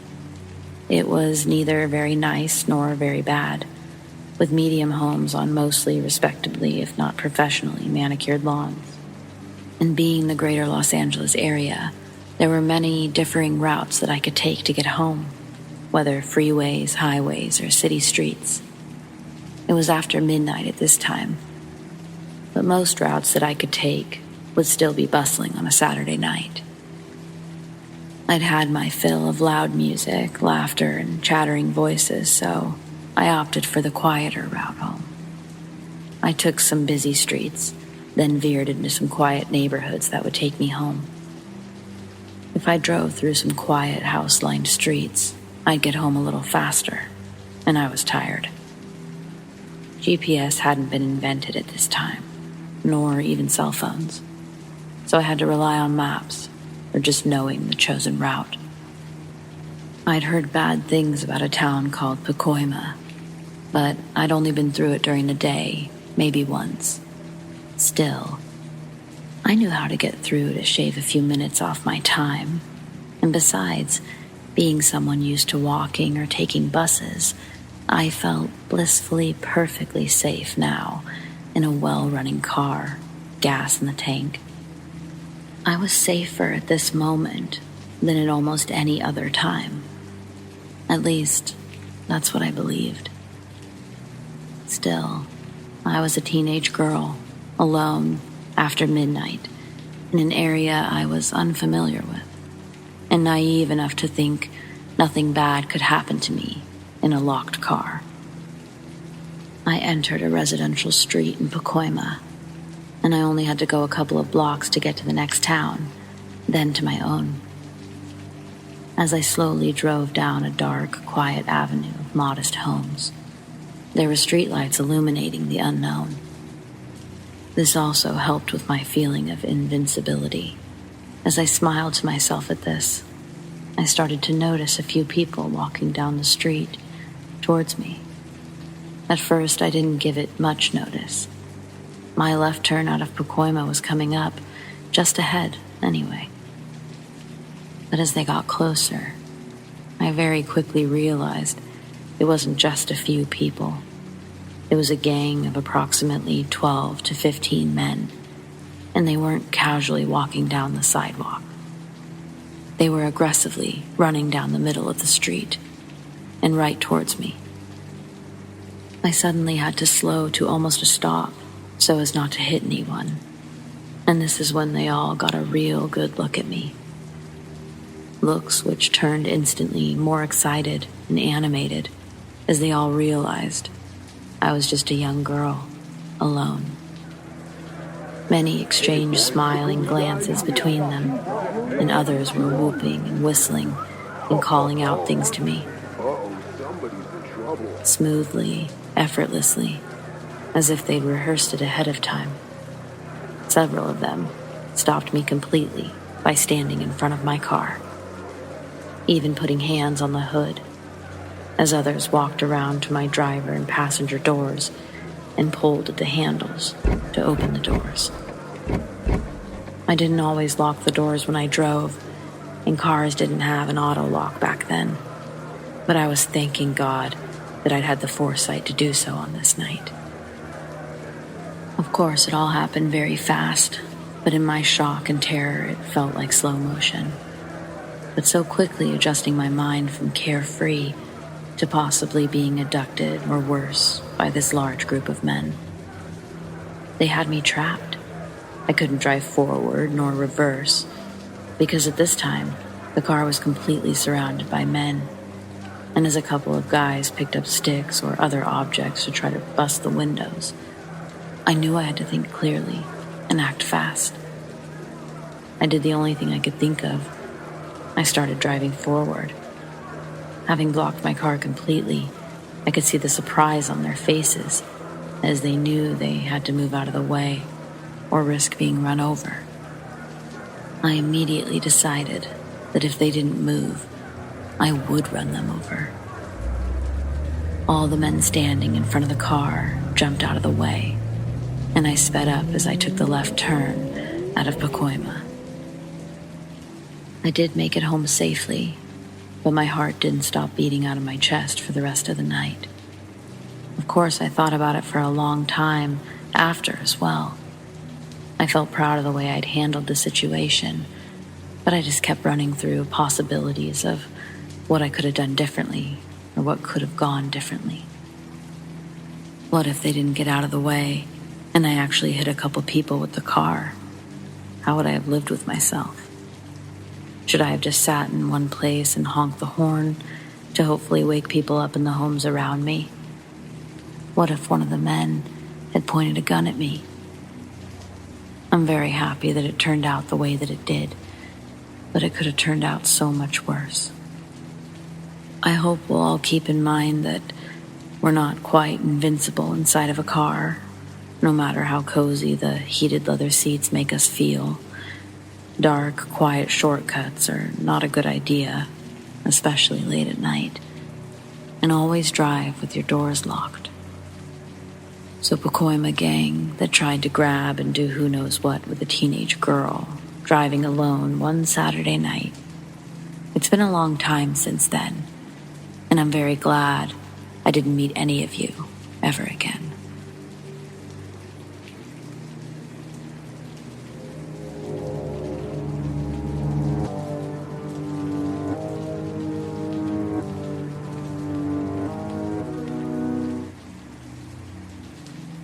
This story happened years ago. Me and my friend at the time liked to explore abandoned buildings. In my hometown, there were these series of buildings used as old war veteran hospitals. They've been abandoned since the 60s, I believe, and have fallen into despair. Many people would sneak in and vandalize the place, so it became a regular spot for police to patrol, and this made it difficult to get in.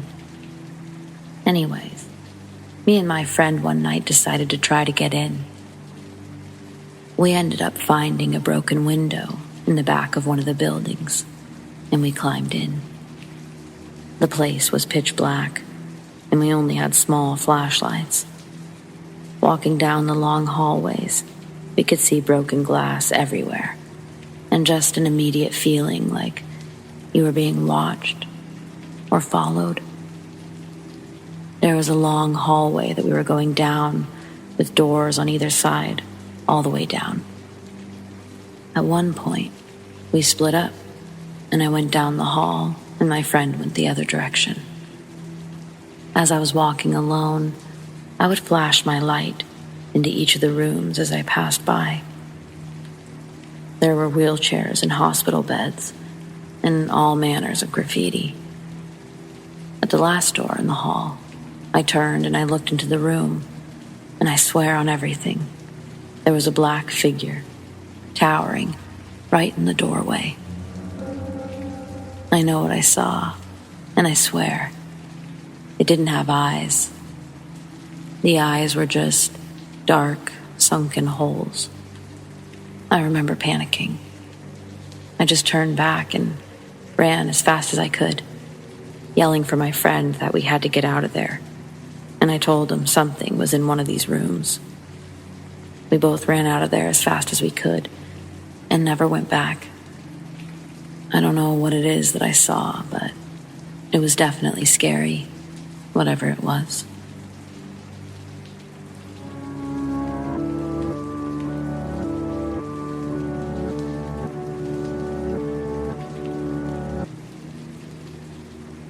I'm a firm believer that most U.S. Navy vessels are haunted for a plethora of reasons.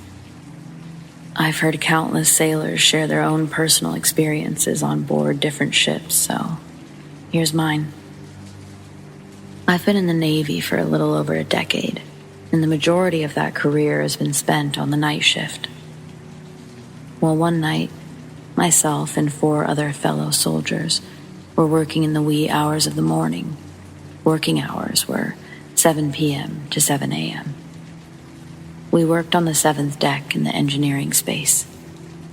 Well, one of us was called up to the main deck for some reason, so he left. I watched him go up the ladder well. There's only one way in and one way out of this space. Only 3 or 5 minutes after his departure, the hatch to the pump room, adjoining the space that we were in, bursted open like someone was pissed off. Those of us left down there looked at each other, remembering the hatch was dogged down. 2 seconds later, The guy who left seemed to be walking in the adjoined space. There's 4 ballistic windows where you can see between the space. He almost floated. I always say he looked like he was riding a skateboard. He looked at none of us and then disappeared. Sketched out, we all went to investigate, only to find an empty pump room. Freaked out, we ran back in and called the office asking for this person, the guy who'd left. He was still up there.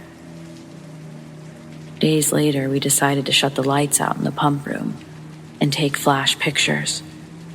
The majority were lame and vacant until we got to the back corner, where we captured a face staring at us on top of a toolbox.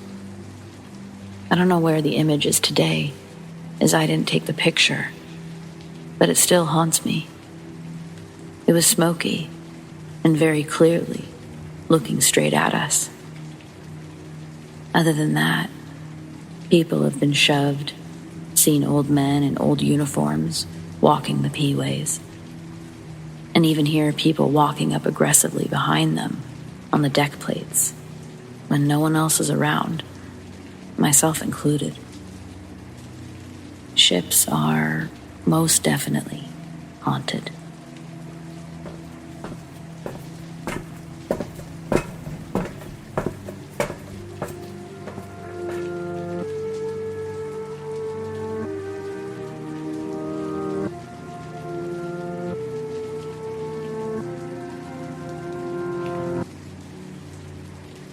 I've only talked to about 3 people about this incident, largely because I feel as if it's my fault somehow. In 2018, I was hanging out with a friend that I wasn't supposed to be with. So, for the sake of secrecy and ease, I told my 17-year-old sister to drop me off at the old elementary school, and then have them pick me up from there. Nothing weird happened. We hung out, and then I told them to drop me back off at the elementary school at midnight, the time of their curfew, and my sister would come get me.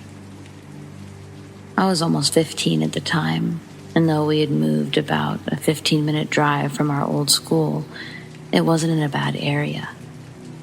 I used to live in Utah, specifically the Sandy area in the middle-class neighborhood, though we weren't middle class. It was a quiet neighborhood, full of Mormons, and I never truly had any scarring experiences. It's important to note that despite being nearly 15, I probably look anywhere from 9 to 12, as I was on the shorter side, and I truly didn't hit puberty until about 15 and a half. When we pulled up to the school, there was a hatchback white car that was driving around rather recklessly, such as speeding it around in reverse, doing spin-outs and stuff like that. It was driving in circles around this curb that split off the drop-off zone in the small faculty parking lot. I sat with my friend in their car for a second, expressing my concerns about the car, and they assured me that it was just a stupid teenager. I didn't say much more about it and said my goodbyes and got out of the car. The way the school is set up is that there's a large brick building, and when looking head-on at the school, there's a small opening to the left that leads back towards the playgrounds. The faculty parking lot is about 20 to 30 feet from the entrance of the school. When I got out of the car, I sat by the main office doors that would lead into the school, right underneath a bright light. I needed to put my shoes on. I don't remember now why I hadn't done it before. The car stopped in the faculty parking lot, not in a parking spot, but in the middle of the central lane. Cautiously, I got up after successfully securing my shoes on my feet, and I stared at the car. As I said earlier, I'm easily anxious. A man, hard to describe as he was backlit by a street light, got out and started walking towards his now open trunk. I watched as he paused and pulled something out of his trunk and paused. Though I couldn't really see his face, I knew he was staring at me as he said, "I'm sorry for whatever happens to you. It's not your fault." I didn't say anything in return and ran toward the back of the school, and I kept running until I hit a large portable, hiding behind it and peering around toward the drop-off area. He must have gotten back in his car as he pulled out of the parking lot. The back area of the school is large. In the far corner, there's a back exit onto a large steep road that goes down. I tried to call my sister a few times, but after she didn't answer, I called my friend. I made my way toward the back alley and exited onto the road. Just then, as I crossed the small side street, the car turned onto the road. He saw me, probably as immediately as I saw him, and I ran down the road, hanging up on my friend. When I reached the bottom of the hill, there was a house on the corner, and I cut through their grass, and I stood on their stoop and rang their doorbell once. The car stopped at the corner, still on the street with the large hill. He rolled down the window to talk to me. "I'm a police officer. I wanted to know if you need any help," the man said, leaning slightly onto the center console, presumably so I could hear him better. I insisted I didn't need help and I was okay, but the man kept insisting I come to the car. Of course, I didn't. After about 30 seconds, he left. The people in the house opened their door, and I was crying. It was a middle-aged man and his wife. They also had a dog, it seemed. I explained the situation about the car that was chasing me, and I got my friend who dropped me off on the phone. My friend is absolutely the worst at directions, and as the wife tried desperately to give it to them, it didn't seem to be getting anywhere. The car came back as the two were sitting at the stairs with me. I started freaking out as it drove slowly by the house. All I could say was, "That's them. That's the car." The man walked down his drive with the dog, but the car sped away. Eventually, my friend found their way, and the woman walked me up the hill to their car. I couldn't thank them enough. I went home and notified the police, but nothing ever came of it. I don't know what that man's intentions were, but I can clearly tell that they weren't positive.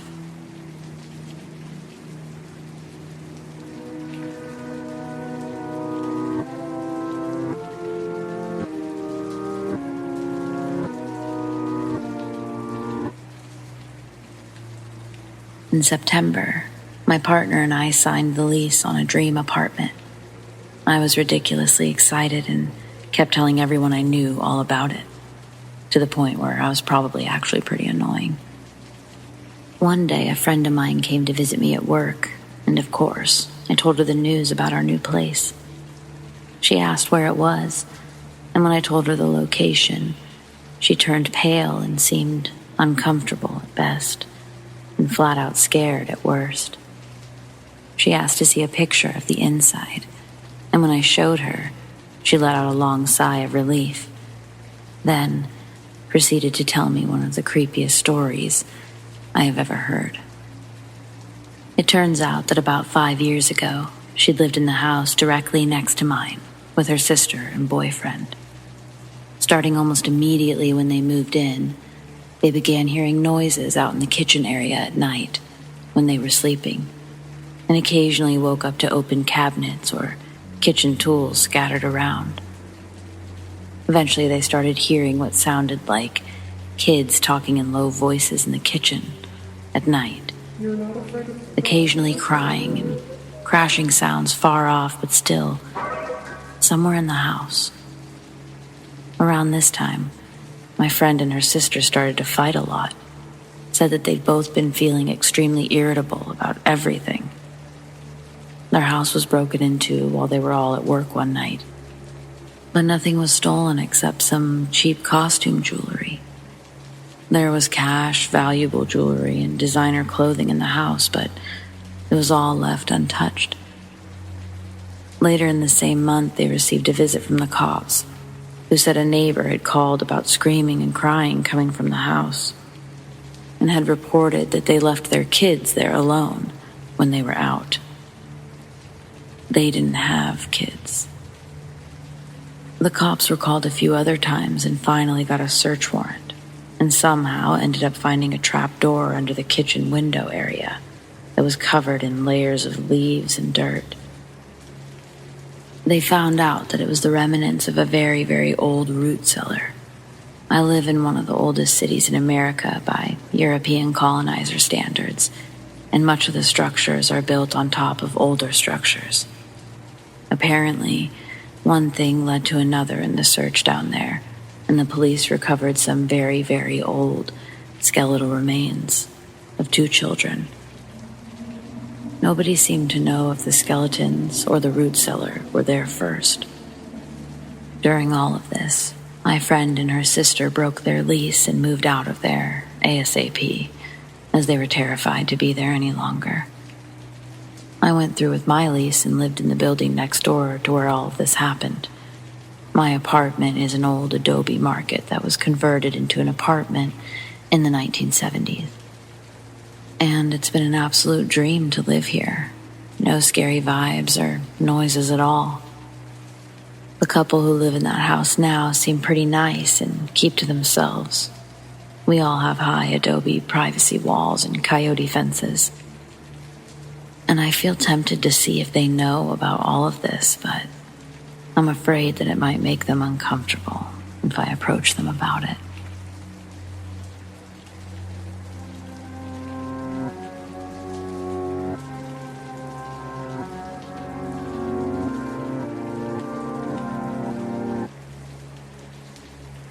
So this happened a while ago.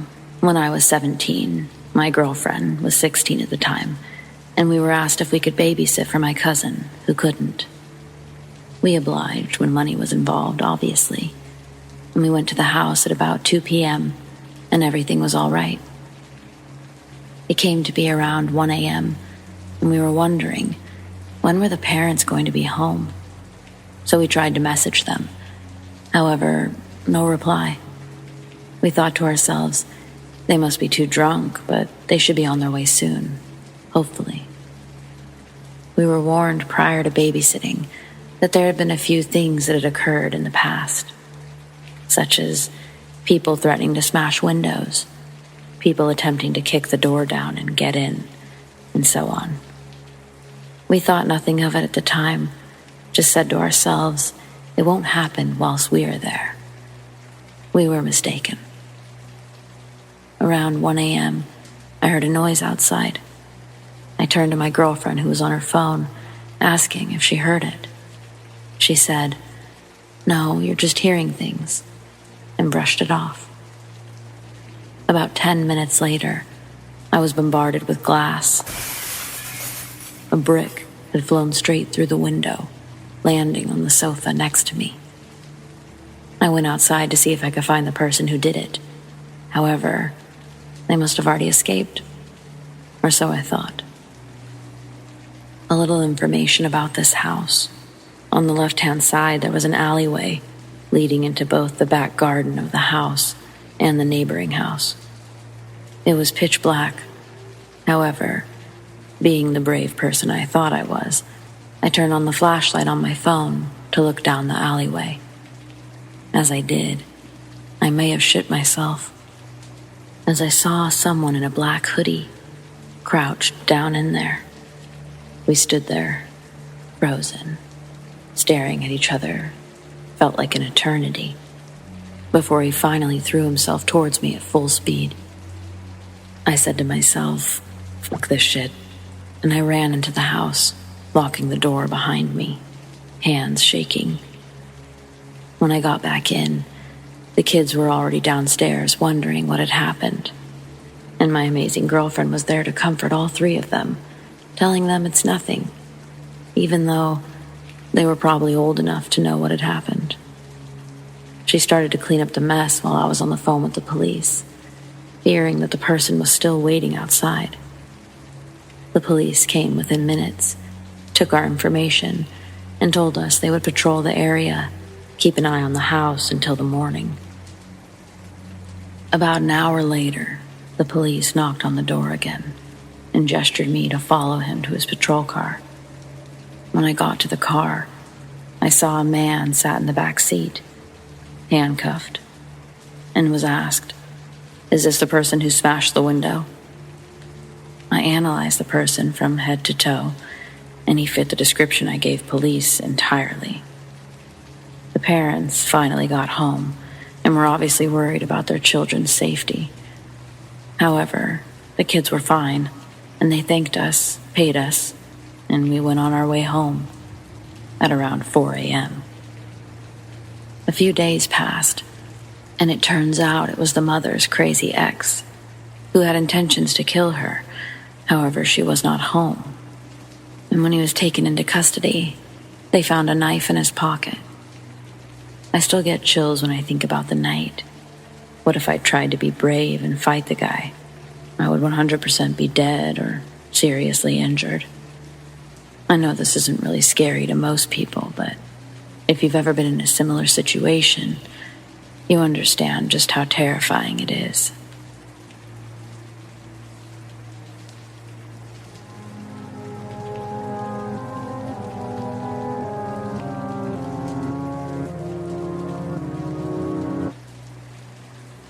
So you'll have to forgive spelling errors and the like. I'll try to clean this up as I go.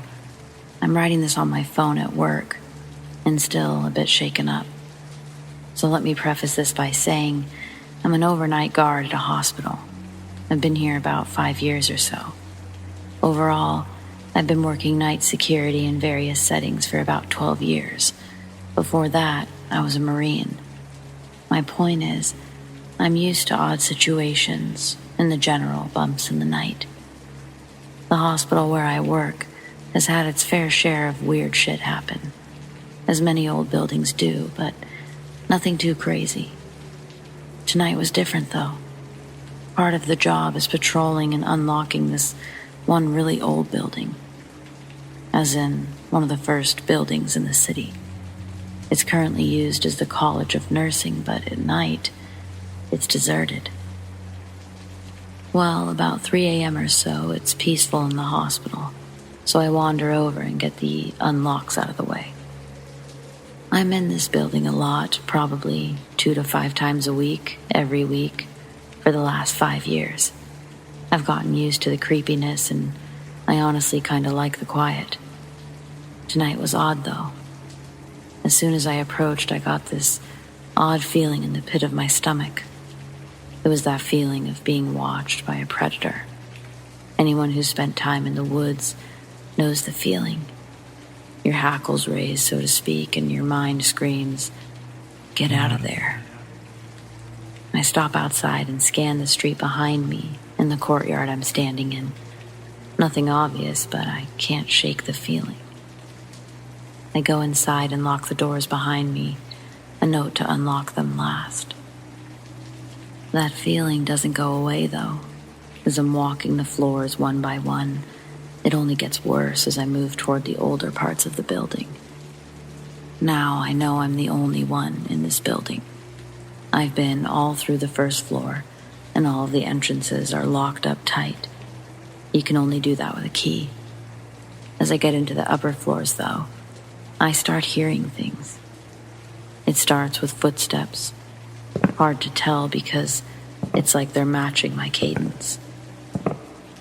What gets my attention is that it sounds like hard-soled shoes, not like the boots I'm wearing.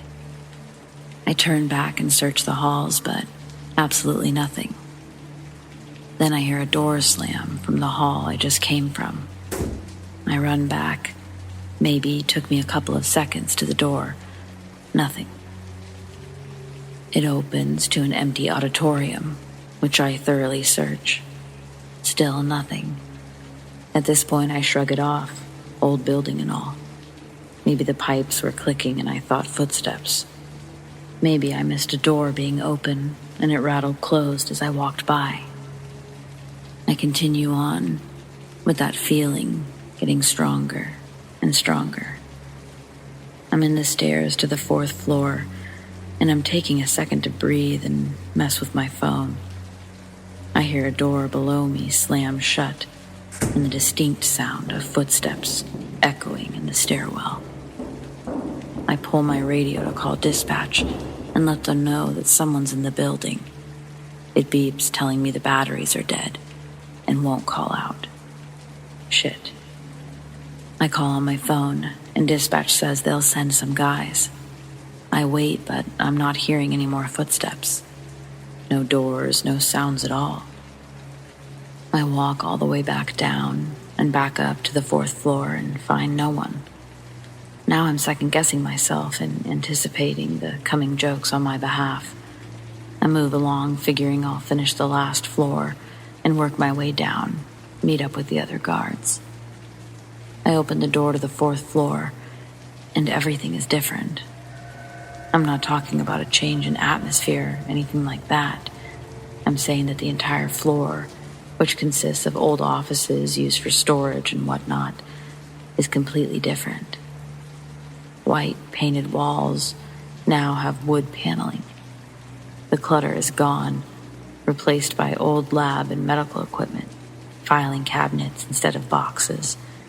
The biggest change? At the end of the hall, in each corner, are 2 leather-bound chairs and 2 men sitting in them, talking to each other. They stop and look at me as I stand there holding the door in stunned silence. I blink, and it's all gone. Right back to normal. I don't understand it. One second it's completely different from the hundreds of times I've stepped onto that floor. Next second, poof, back to normal. Instinctively, I try my radio again, remembering the battery's dead as I hit the button, and it works. I call out that I'm on the 4th floor and I need units up there as I start to check through each office. Of course, everything's normal when everyone gets there, and I'm still left wondering, what the hell just happened? We finish checking the building and I catch my fair share of bullshit from the other guys.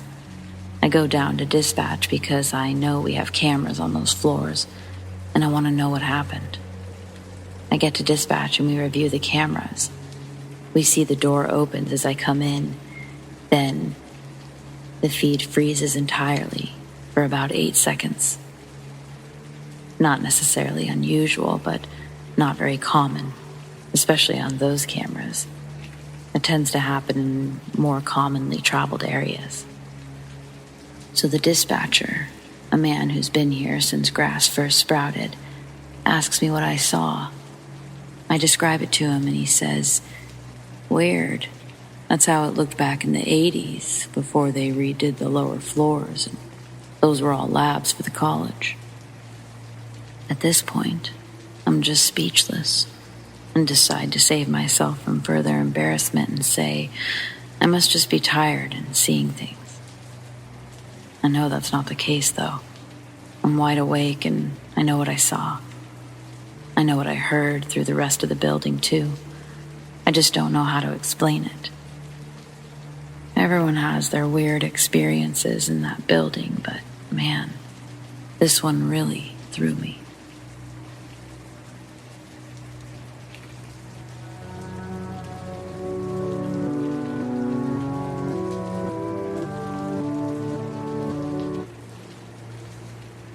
I worked armed security in Colorado Springs, and a few months ago, a contract ended that we had for a couple of years.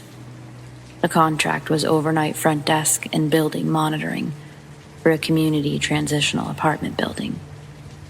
More simply put, a stepping stone apartment building for working homeless people waiting for public assisted housing. I haven't worked at this location since last summer, 2021, and the contract ended early 2022. Primarily, we were hired because overnight, some people caused trouble. Be it homeless from the shelter next door, less than deserving tenants conducting illegal business, or standard issues involving apartment buildings. Security was limited on what we were able to handle, as the building was run by the shelter, and leasing was through DHS and the state. I asked to be pulled after a 2-month rotation working there twice a week, because hey, staring at cameras and walking a small 4-story building for 12 hours at a time is boring. Now to the meat and potatoes of the post. While working there, I got to know a really cool older guy named David. David was a veteran that ended up getting caught up in drugs and alcohol when he got out of the military in the 80s. Though he was homeless for most of his adult life, David never asked for handouts, but instead worked off any debt he felt needed. Even though David was clean from drugs and alcohol for over a decade when I met him, he was suffering from that lifestyle in his old age. But despite his failing health, David got a job working at a deli that's located at one of my company's overnight patrol services properties. A few weeks ago, as I was checking out the shopping center where the deli's located, I noticed the light on inside the deli, and the dumpster behind the store had movement. I checked it out to find David standing next to the trash bags, smoking a cigarette. After a brief friendly chat, catching up, I told David I had to get back on the road, but I'd be back later in the night. Happily, he acknowledged, but asked if I could do him a favor and bring him a fresh pack of Newport Reds, as he would be there for a while. I agreed, and he said, "I just wanted to thank you for being kind to me." 2 hours later, I returned with the cigarettes and a gas station fruit pie. As I came behind the deli, I saw a food delivery truck and a couple of his coworkers unloading. I parked and walked up to them, asking if David was still there. Confused, the men replied that David was dead. Upset, I replied that was not funny. But the men said seriously that David died just after Valentine's Day. He was on his way home from his shift at the deli. It was a heart attack. Not believing what the men were saying, I stopped at the transitional apartment building on my way to another property to drop off the cigarettes. At the front desk, the new security confirmed what the men at the deli said. The new security then stated that since he had no next of kin or a will, his apartment was just emptied earlier that week. It's now been about 5 weeks since I saw David at the dumpster. And when I'm working patrol on that side of town, I stop and have a smoke with my old friend, even if I can't see him anymore.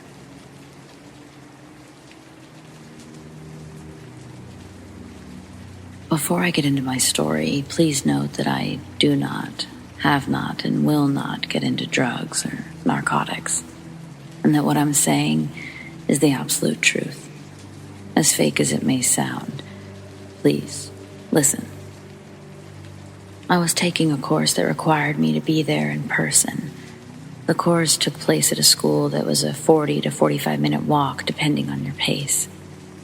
For the most part, though, my dreadful coordination has led me to getting lifts from my mother each morning to school. From school, however, I'd have to walk home, as she finishes at a later hour. I still remember feeling nervous about walking home alone. I'd never done it before. As I'm a dependent person, relying heavily on other people to help guide me through life, it's something I'm working on, and I knew this would be a step in the right direction, even if it wasn't by choice. The first few times were smooth sailing. It's a fairly simple path, despite being a long walk, by my standards at least. I don't get out much, but I felt comfortable with the process nonetheless. Until this one particular day, after the class ended. I, of course, started to walk home once the class concluded, alone, and started feeling odd. I'm not sure how else one would describe the feeling of being watched other than creeped out. Like, not just a simple glance over. It felt like someone was actively observing every step I took. But that's when my focus drifted back to the person walking ahead of me. They weren't directly in front of me. I'm not good with estimates, so if I had to guess, I'd say 14 meters away, enough for me to make out their features. I didn't notice this before, as I tend to shy away from looking at people, but I realized that this person has all too familiar features. Their hair, clothing, bag, hell, even their odd gait matched my own. And their pinky finger. In a previous year, I punched a brick wall which left my pinky finger disformed. That girl had the exact same thing on the exact same hand. It's not a coincidence. I didn't know what to do other than act like nothing was wrong, but at the same time, I couldn't look away from her. I was freaking out on the inside. I watched her, trying to see if perhaps I could catch a glimpse of her face and get the confirmation I wanted, that this really is just a coincidence, and I'm overthinking this whole thing. I couldn't tell if she started catching on that someone was watching her, but she would not stop walking down the same roads, going in the direction of my home, looking exactly like me. She just walked around the freaking corner and then poof, gone. I felt even more freaked out. I don't know what to think. Am I going crazy? Did I imagine the whole experience? I don't want to walk home again. I need help.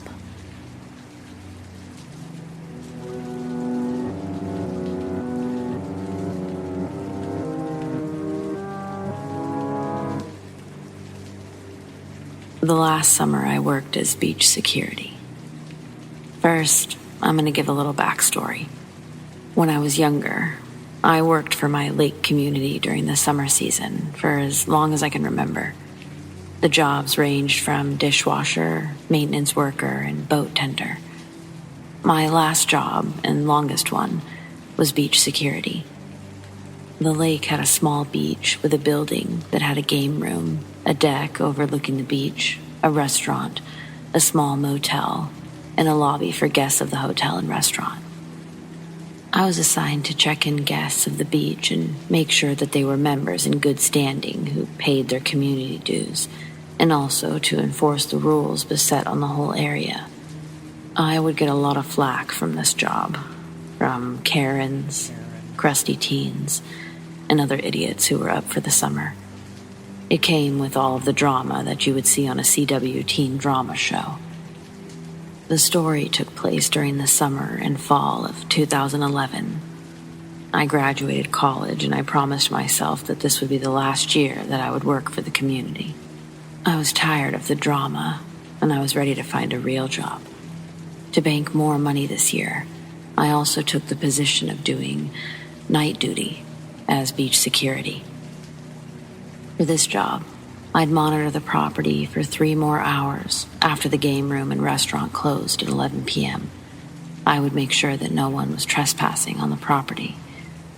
I would mostly walk the property and then stay in the lobby area, watch TV, play on my Nintendo DS until my shift was over.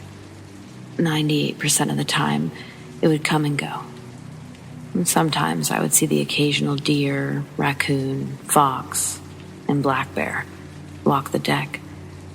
I'd also have to ask people to leave or call the community security for assistance. I should mention, I'm an unarmed security guard, and I don't own anything for self-defense at this time in the story. One night in July, I was watching Adult Swim on the TV with the sliding glass door behind me that led to the deck. The show that I was watching goes to commercial break, and the screen goes black. When that happens, I see on the reflection of the TV someone standing on the deck, looking into the door and looking at me. I immediately jolted up and turned to the figure and just stared at him. The guy was about 5'8", wearing a dirty black hoodie with a white Adidas logo on it, navy blue basketball shorts, and white sneakers. with his hood up. I couldn't make out his face, but I could tell that he was a white male with bright red hair that was underneath his hood and seemed a bit younger than me at the time. He was just standing there, swaying slightly. He had his hands in his pockets. He was staring at me, but also it was like he was looking through me. It took me a second to collect myself, and then I walked to the glass door and slid it open. "Hello, sir. I'm sorry, but the beach and deck are closed for the night. I have to ask you to leave the property and come back when we're open in the morning." Long pause. When is that? He was both monotone and seemed tired, but jittery. That would be 8 o'clock in the morning. Okay. Can I come in and use the bathroom? At this point, I felt something much more off about this guy. I've dealt with drunks and people being super high, but this guy seemed to be on something else, and I didn't want any part of it. "I'm sorry, but no one is allowed in here unless they're a guest of the hotel and restaurant, which are both closed for the night. Now, please, sir, could you please leave the beach?" He seemed to get a bit annoyed by that, but his body language barely changed. Fine, I guess I'll just find somewhere else to get shit. He then walks off. I made it a point to follow him off the deck and watch him walk away to make sure he leaves. Instead of heading up the road, he veered off into the woods. He was out of my sight, but I could hear him dragging his feet through the brush and sticks. After that, I walked back into the lobby and locked the door behind me. Called the dispatch and reported the incident, asking them to keep an eye out for the guy. 2 a.m. came and I locked everything up, armed the security system, and left. I started to drive out of the beach area, and as I started to turn left, a balloon full of this red liquid stuff flew from the woods and slammed against my passenger window. Got startled and floored it out of there. I wasn't going to get out and see what happened there, and I only lived 5 minutes from the beach. I got home and checked out the damage. My passenger door was covered in red paintball paint. The impact was enough to dent my door. I called it in and asked to keep their eyes out, check the area for the guy. The next day, I was told that they didn't see anybody there, but I got reports of the same thing happening to other residents, cars, houses. I was pissed, but also unnerved that it happened to me in the first place. Time had passed and it was fall. The beach closed for the season, but they still needed a night guard to make sure no one vandalized the property. It was the week of Halloween, and it was also my last night. I'd got a much better job, and this was the last of my 2 weeks' notice. I also went to a Halloween party during the day, and I went all out as Jason Voorhees, with a real machete from Walmart as well. I was wrapping up for the night and just sitting outside of my car, talking my friend's ear off on my cell phone.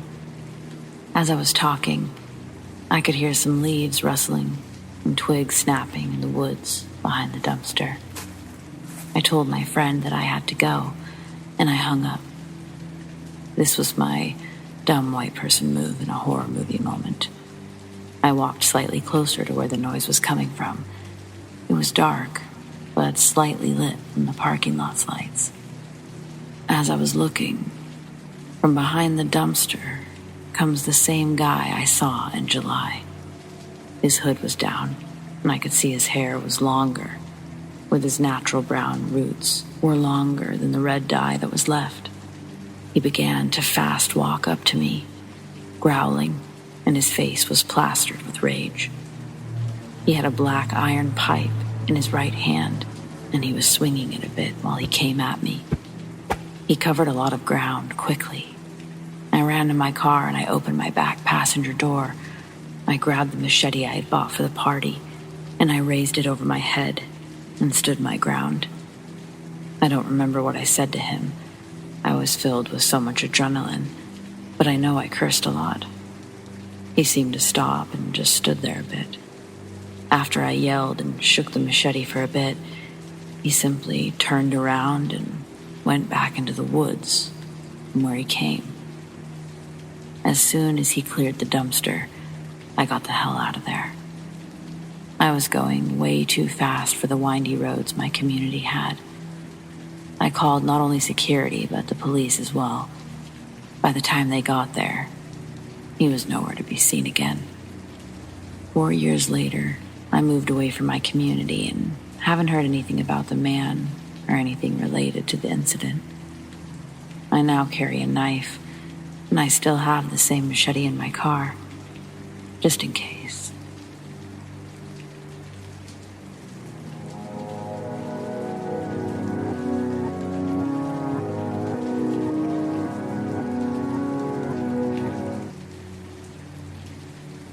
I was drinking with my girlfriend's dad over Easter. His name is Daryl, and he's a really big conspiracy theorist, but his story was a first-hand account. Something his then-wife saw right beside him. He told me it was a clone, but what I think he was possibly suggesting is a doppelganger. It all started after he'd been ranting about aliens for a while. Don't get me wrong, I believe in aliens, but I don't know about the whole Men in Black thing. Anyways, my girlfriend and I asked him what was the wildest thing that he's ever experienced firsthand, possibly something he had a witness for. Before he starts in, he tells me and her that he doesn't like this one very much, that it's heavy, he warns, but continues with, it's what we're looking for, but it's heavy. We tell him it's cool, proceed. Just so you all know that are reading this, it's not cool. It's absolutely shocking, and he was fair in his warning that it's heavy, so just don't say that I didn't warn you or whatever. Okay, so this all occurred in the early 2000s. Daryl and his ex-wife were in Las Vegas. He says that they were scheduled to take a helicopter tour over the Grand Canyon. As they were waiting to board, his ex-wife points out that this other man has a striking resemblance to his own. Daryl says that he couldn't help but to agree. He says his stomach dropped when the man turned around and had the same birthmark on the back of his neck. Daryl has a pretty big, unique-looking birthmark that spans from his neck to the middle of his back. If you believe birthmarks are past scars from death, I'd say this birthmark looks like he was chopped with a sword. When Daryl saw that identical birthmark, he says he knew that his DNA was stolen at the hotel they stayed at. He did his best to collect everything that he had used, he said. Cups, silverware, towels. But they must have collected hair samples while they slept, he said. Now, with this wild theory becoming more fact than plausible in his mind, I interrupt his rant and ask, so what did you do? He says that he confronted the imposter. His ex-wife was pleading with him not to, but Daryl had to expose the truth. So he walks up behind this guy, grabs him by the shoulder and spins him around. It was like looking into a mirror, he says. Both men just stood there, staring at each other, the same shocked expression. But with the hunch of this man possibly being a clone, Daryl tells me that he starts grilling the guy, asking him his activation date. That's when his ex-wife grabbed him and then apologized for her husband's behavior. Soon, the pilots came out and everyone was separated into 4 groups for the helicopter ride. Lo and behold, Daryl's doppelganger, aka imposter clone, is paired off in his group. Daryl says that his clone looked intimidated getting onto the helicopter with him, but also that he didn't seem to be with anyone, just a guy going on a ride by himself. Daryl's ex-wife threatens divorce if he makes a scene. The first leg of the sightseeing tour was fine, but as the helicopter was returning to the south rim of the canyon, the man with the identical features as Daryl, the doppelganger, he gets a glazed look over his eyes. He takes off his headphones, stands up, walks to the exit door, and pulls it open. Everyone starts freaking out, the pilot yelling to close the door. Meanwhile, Daryl's struggling to unbuckle his seatbelt, and the man turns to look at all of them, and then just steps out of the helicopter.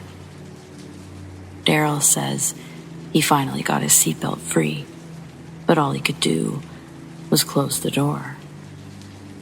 For the most part, everyone was silent, except his ex-wife. She was melting down, as Daryl put it. Nobody knew why he did it.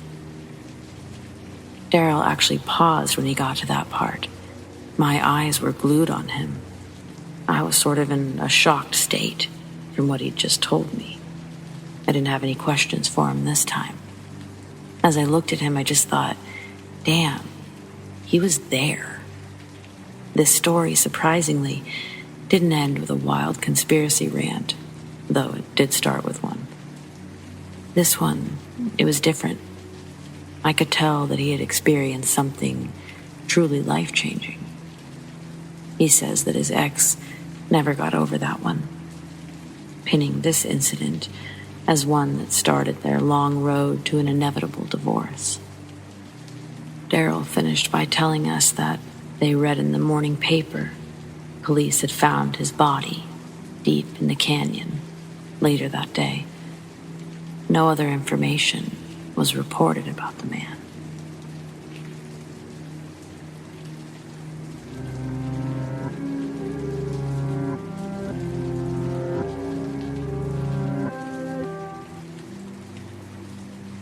I truly cannot explain what's happening in my house. We, my wife and I, moved in about 3 months ago. And ever since the second week, it's been wild.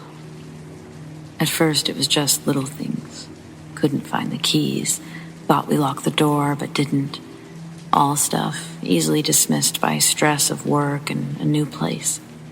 But now, 3 months later, we've officially lost every single remote in the house. And I don't mean we physically lost them. No, they just disappeared. All of them. We have a TV in our room, a TV in the living room, and another in our bonus room downstairs. All three are missing their remotes, including the remotes to the Fire Sticks themselves. We replaced the remotes once, a month ago, only to have them disappear again. It's just us in this house. It's a brand new house. We're so confused. 2 nights ago, we woke up to the TVs being turned on, volume at full blast. No remotes anywhere to be found. It was so disorienting running around the house trying to silence the sound. My wife is becoming more and more paranoid and scared. This is not what buying our first house was supposed to feel like. I feel like I'm losing my mind. If anyone knows what we should do, please share.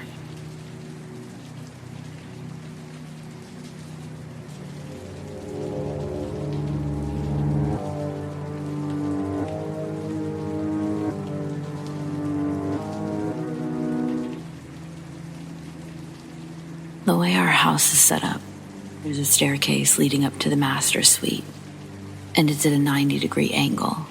No vents.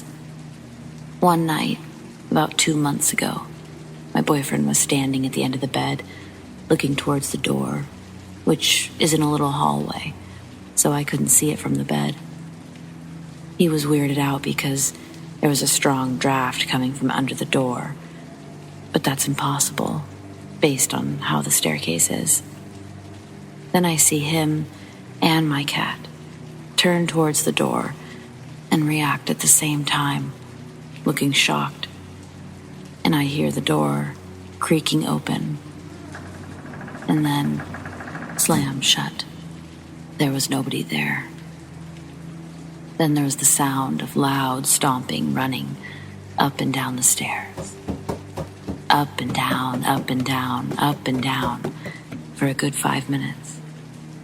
Nobody was in the house. Every couple of nights for about a week or two, this running and banging up and down the stairs, it happened. It happened so much to the point where we almost got used to it, and we'd just try to drown it out. Then it stopped, just as suddenly as it started. There were a few weird little occurrences. Doors opening by themselves, small noises, etc., but nothing crazy. Our back door has a storm door that has a dog door on it, and then there's an actual back door that's solid. The back door leads into a sunroom that's open to our backyard. We leave it open so the dogs can go in and out of the storm door, and around 7-ish at night, we call everyone inside and close the door for the night. Information that's very important for this next encounter is that my Shih Tzu Oatmeal hates going outside and will only go if we are with him. If I put him outside by himself, he claws and barks at the door and squeezes himself between the storm door and the back door. About a month ago, after calling everyone in, I was watching a movie downstairs and my boyfriend was upstairs playing video games. About an hour or so into the movie, I hear scratching at the back door. I think it must be one of our cats, because it's hard for them to get inside from the sunroom. I go to let them in, and it isn't my cat. It's my Shih Tzu, Oatmeal. I pick him up and I love on him and tell him I'm sorry that we locked him out. He growls at me and runs off. Oatmeal is a dick, so I don't think anything about it. About 30 minutes later, my boyfriend comes downstairs, and I tell him that he locked Oatmeal outside when we called the dogs in. He insists that Oatmeal has been upstairs with him this whole time, in his lap, making it hard to play video games. We have a kind of half-joking but mostly serious argument because we both insisted on seeing Oatmeal in 2 different places at once. I shrug it off and think my boyfriend just didn't want to admit that he locked Oatmeal out. No biggie. About 2 weeks ago, I wake up for work and take Oatmeal downstairs with me. I close the bedroom door behind me so that Odie doesn't run back upstairs and bother my boyfriend while he's trying to sleep. I do this pretty much every day. I go to work, come home, and my boyfriend's telling me how Odie got in trouble the night before, after I fell asleep, and said he locked him downstairs as punishment. I'm laughing because my dog is a dick, and I ask him when he decided to soften up and let Odie back in the bedroom, and he very seriously insists he didn't. I tell him that Odie was sleeping by my feet that morning, and I took him downstairs with me. We have another argument, both insisting that he was in 2 different places. About a week ago, we were watching TV, Odie sleeping by my feet as always. It gets late, so we turn everything off and we're laying there watching videos on our phone until we get sleepy. I feel something climb up in between us and circle a few times before settling against my back. I can feel my boyfriend petting it. I thought it was a little weird because I could still feel Odie at my feet, and my cat usually lays on top of me. He insists on being on top of me, and he'll climb back if I push him off. But I just assumed it's my cat anyway, because why would it be anything else? About 5 minutes later, I hear Oatmeal's growl come from in between me and him. My boyfriend hurries to turn on the light as something runs off the bed. Oatmeal is sleeping soundly by my feet, and my cat is sleeping in a chair across the room. My boyfriend throws himself out of bed and starts searching the entire room in a panic, going through the bathroom cabinets, the dirty laundry, under the bed. He literally had a gun and a flashlight and is hunting the room, panicked. He says that he was petting what he thought was Oatmeal, but when he got to his head, it was completely hairless, and it growled and tried to bite him, and then ran off. We were up for hours before finally falling asleep with the lights on. At this point, I'm convinced it's not a ghost problem, but some sort of skinwalker or doppelganger monster plaguing this house. Over the next few days, we heard some strange noises and little things, but nothing huge. We talked to some people and decided to try and cleanse the house, so we were going to the metaphysical store to get supplies. As we're getting ourselves together, I hear 3 knocks come from the top of the stairs. I ask my boyfriend if he heard them, and then there were 3 more knocks, this time louder and more separated, more deliberate. Knock, knock, knock. We leave the house. When we get back, we decided to leave the stuff in the car until we're prepared enough to do what we need to do, because we didn't want to make whatever this thing was angry. But I did bring in a worry stone I got. I used to have one from when I went to Ireland. I'd carry it in my pocket, but I lost it. I put the worry stone in my nightstand drawer. We spent the evening downstairs. All of the animals were downstairs with us, and the bedroom door was shut. A few hours later, I go upstairs to shower, and I notice something sitting in my cat's water fountain. It's my worry stone. My stomach fucking dropped. So then the next night, we're at dinner with my boyfriend's mom, and she's telling me about all this weird stuff in the house that I didn't know about, including a mailbox in the wall in the downstairs closet. She says she assumed they used it to hide money, which I think is odd, but I decided to entertain that possibility until I actually went home and saw the mailbox. It's a tiny, bright red mailbox. They cut a hole and anchored it into the closet. The back of the mailbox is gone, and it opens into a crawl space between the wall and the back of the fireplace. There's a string in the mailbox that lowers into the cavity. Why would someone hide money in there? It's so obvious. Even if they were, why the string? Once you've found the mailbox, you've found the string. If the money falls out of the string, you have to cut the wall open to retrieve it. I made him cut a hole at the bottom of the wall, but we didn't find anything back there. Whatever they were lowering into the wall is long gone. This mailbox gives me the heebie-jeebies, but I decide to leave it alone. The next day, I'm at work, and I'm telling my coworker about the strange, tiny mailbox, and a pair of my grooming shears is thrown onto the floor from my shear holder, in front of both of us. We caught it on a security camera. My coworker was so freaked out, she had the manager go review the footage. I did close a drawer before the shears fell, and I've tried to recreate it, but I couldn't. They're soft closed drawers.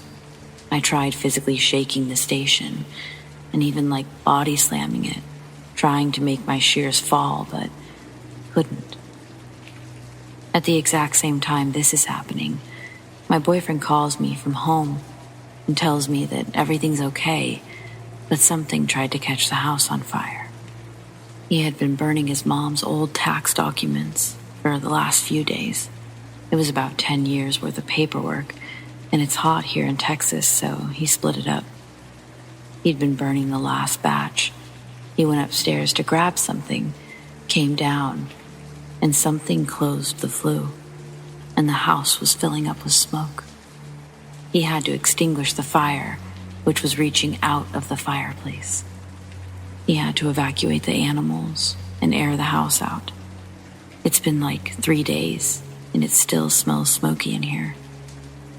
Again, little occurrences happen, lots of weird noises, doors opening, closing, hearing walking upstairs. Keep in mind, we have been sleeping with the lights on. I refuse to be in the house alone. Then last night, Around 2 a.m., we're both awake and decide to go downstairs, grab a snack, and let the dogs out. My boyfriend is outside with the dogs, and I hear clear as day, loud thumping footsteps in our room, upstairs. I go outside. Then we both come back in, and we're on the couch, and the light in the dining room is flickering. I ask him if he noticed. He tells me that it started flickering when I got home. He tells me that's how he knew I was home and met me down in my car earlier that day. He said it hadn't flickered all day until I got home. And now that we were talking about it, the flickering got worse. On and off, on and off, on and off. We decided to turn the lights off and go back upstairs. Then upstairs in our bathroom, the light bulb in our wax melter bursts mysteriously. He goes downstairs to the laundry room, and our laundry room light all of a sudden won't turn on when it was just on less than 30 minutes ago. He comes back upstairs. We lock our bedroom door and try our best to go to bed. This morning, all the lights are working fine until I'm out in my craft shed, where the electricity starts going on and off, randomly. Everything all at once, like the breaker was being switched back and forth, and then it just stops. After a few days of flickering lights, strange noises, doors opening, closing, we cleansed and salted the property. Here's to hoping this is the end of it. It would be nice to be able to sleep with the lights off again.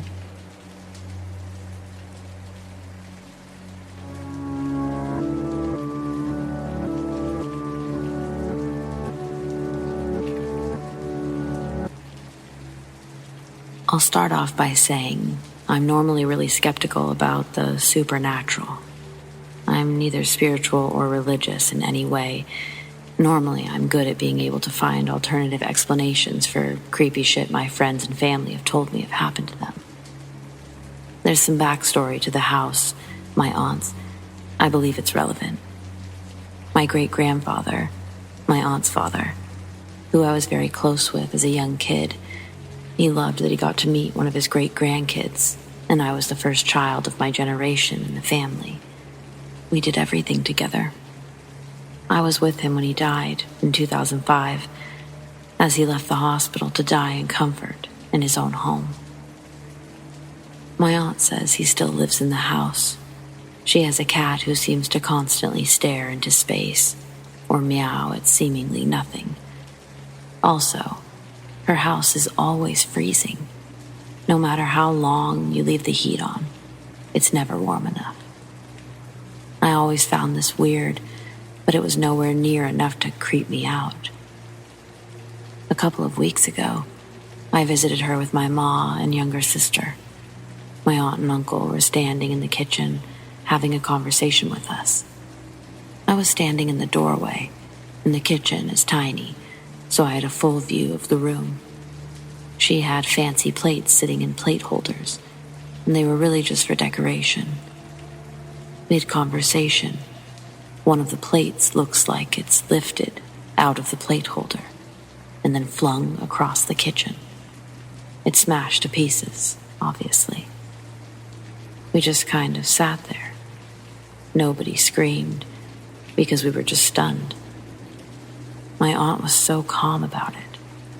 She just says, "Yeah, that's my dad for sure.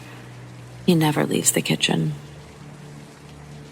I know she's probably seen shit like this happen in that house for decades, hence why she was so calm about it. I honestly don't believe in ghosts, but this is something that's got me stumped when it comes to figuring out some sensible explanation.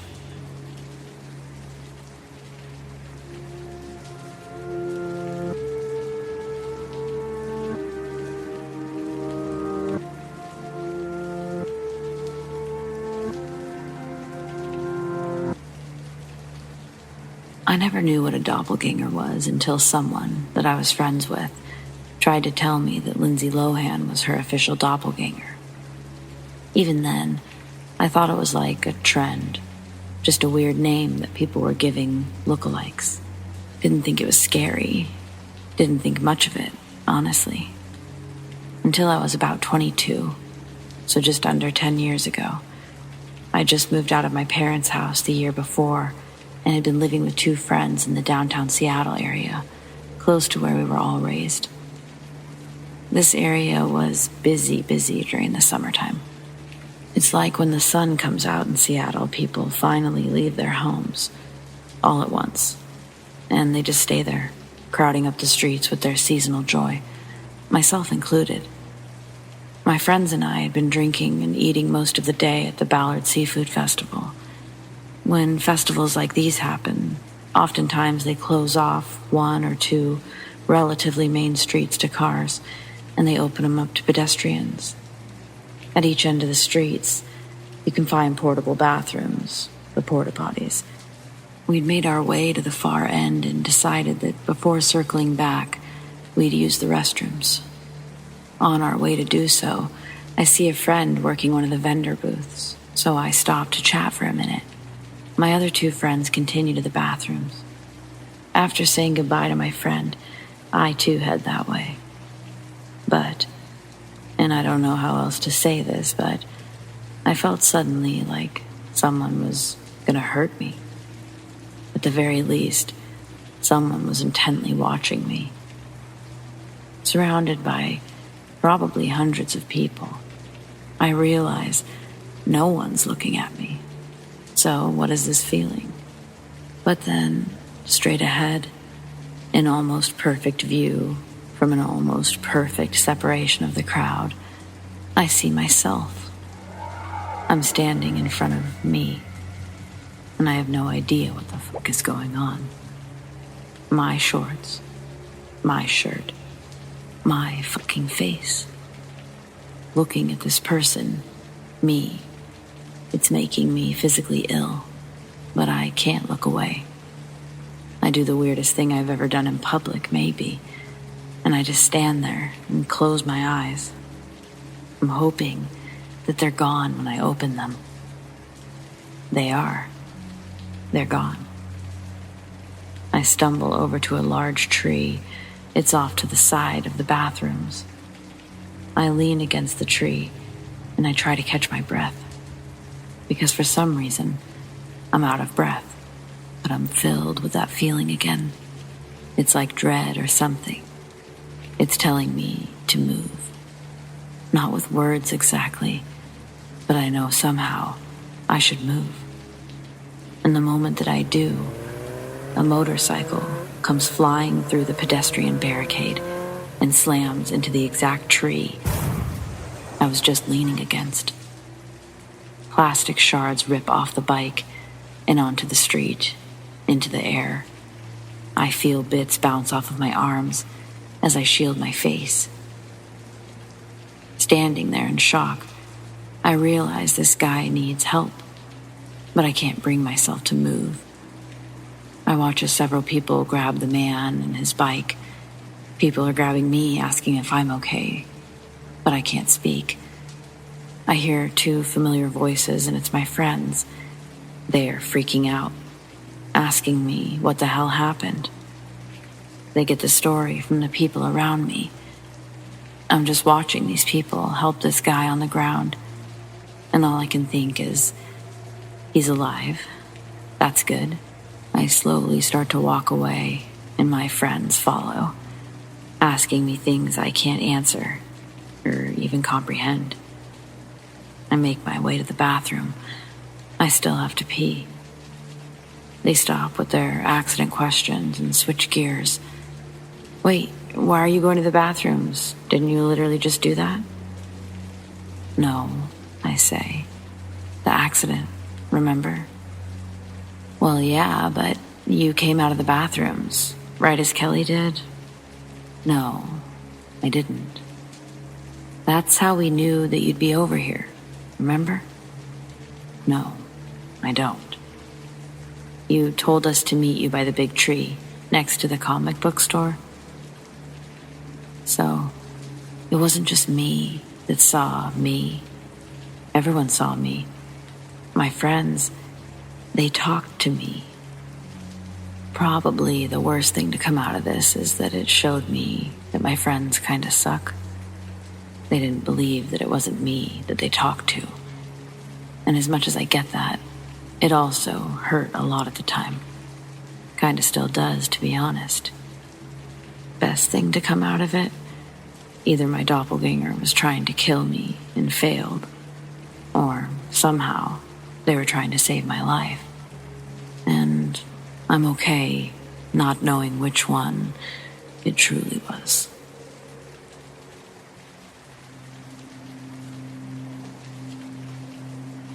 I'm a 31-year-old female who's states away from home on a business trip. About an hour ago, around 8:30 p.m. here, I'd just gotten back to my room from a work dinner. I heard shuffling in the hallway and peeked out the people. I saw a figure seemingly outside the room to the left of mine, looking outward. They were knocking lightly and said twice quickly, Hello? Hello? Then it sounded like the door opened and closed. I was like, okay, they must have forgotten what room they were in or something, and someone let them in. I walk back to the main part of my room, and I hear shuffling again. I look out again, and I see a figure. I can't really make out what the person looks like, but I see them on the other side of my room this time. And again, hear light knocking, and Hello? Hello? now I'm starting to get a weird, spidery sense of like, what the hell's going on? I see the figure leave and think, okay, that was weird. Then I again start hearing shuffling. I start walking toward the hotel room door, and I hear a light knock on what sounds like my door. Again, I hear, Hello? Hello? and immediately after, someone attempts to open my door. Thank God I had the cross latch pulled over, not the deadbolt though. My heart stopped as I stood there and watched the door hit the latch and fall back shut. I called the front desk and informed them that someone had just tried entering my room and I'm not staying with anyone.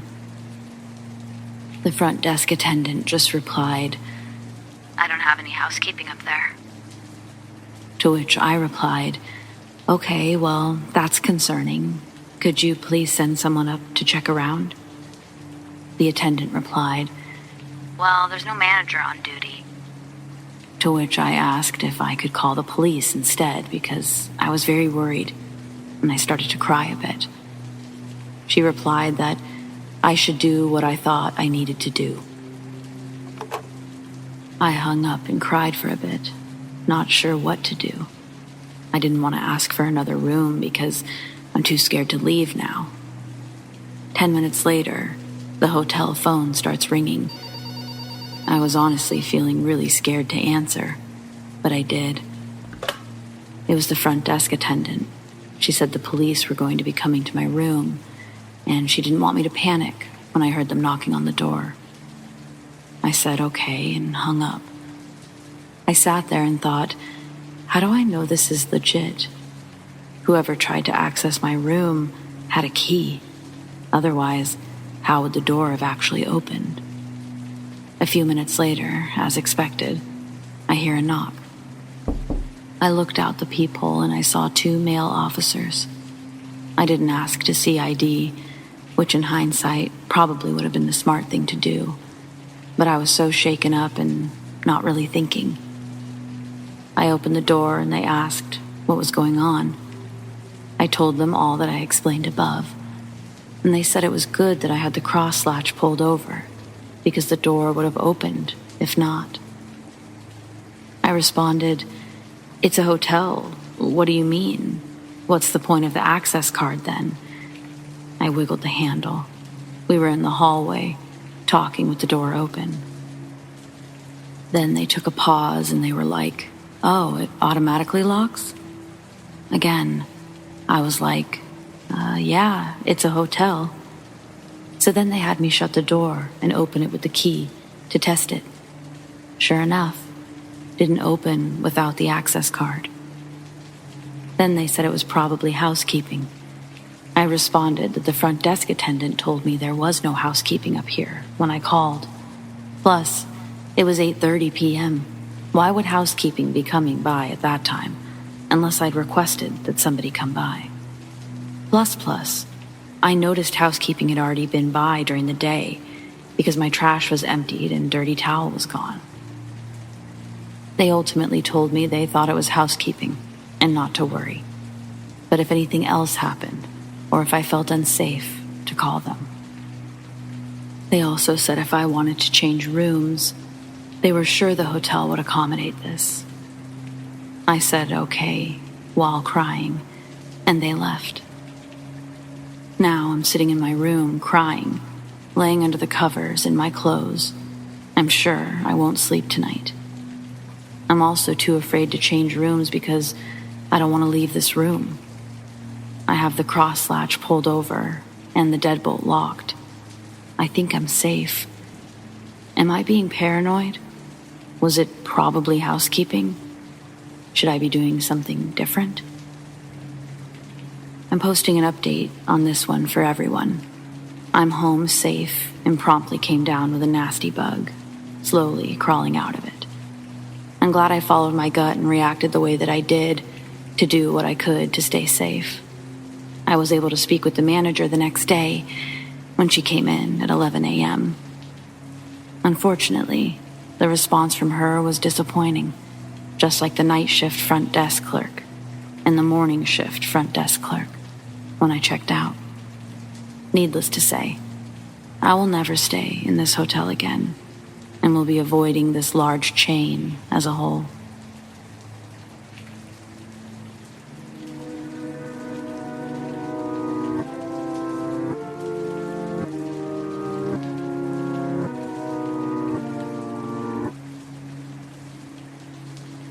So I live in a county that was pretty rural until the last 10 or 15 years. The biggest town in our county is pretty crowded now, overcrowded, and I hate it. I moved from there to the countryside.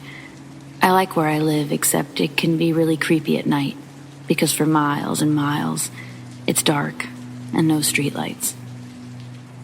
One thing about this county is that the main roads always get backed up real quick.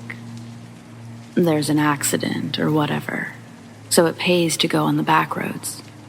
The back roads, like any other rural place, are less populated, dark, lots of trees, and no sidewalks. Anyway, a few years ago something happened that almost made me stop using the back roads. I was driving home kind of late one night. I decided to take one particular back road that shaved off 10 minutes from my commute home. I was tired and I had to get up early, so I was going fast, trying to get home soon. This road is a little more populated than some, but it's still super spooky in some stretches, because huge trees are alongside the road, and their branches and leaves make a tunnel of sorts. So I'm zipping through and around a curve. Up ahead, I see what I thought was a giant garden flag. You know the flags that people put up in the springtime in their yards?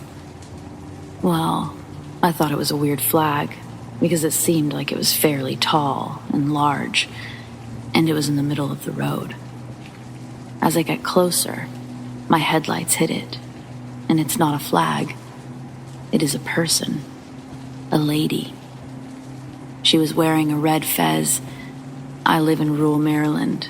You don't just see a fez every day. A long, flowy white dress and an orange reflective sash across her chest. A little strange because she's in the middle of the street.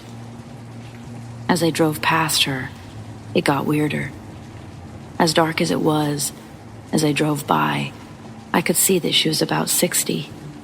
She had glasses, and I could see her bright blue eyes. She looked in my passenger window, and she started doing this weird bounce thing. I thought she was going to try and get in my car. Mind you, I'm going pretty fast. I don't know what it was about her, but she freaked me the fuck out. I didn't think that she would rob me. I really thought that she was a soul snatcher or a skinwalker. I honestly didn't think that she was human. I can't adequately describe how creepy she was.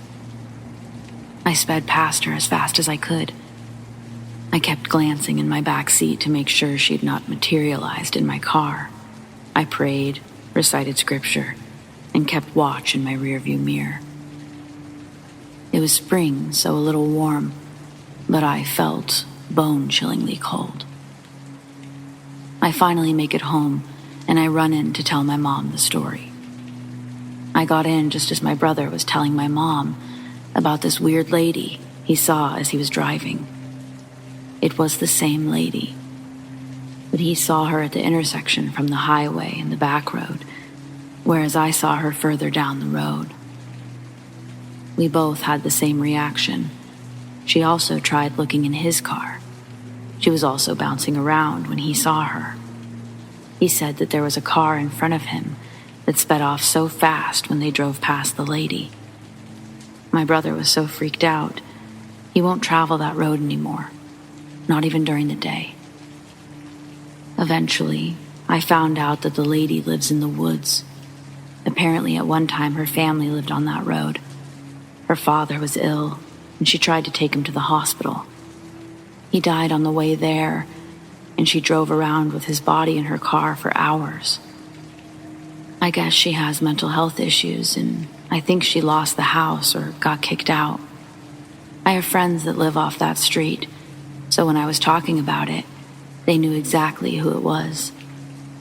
I still go on that road, but I haven't seen her since. I do hope she's okay, but I really do not want to run into her again.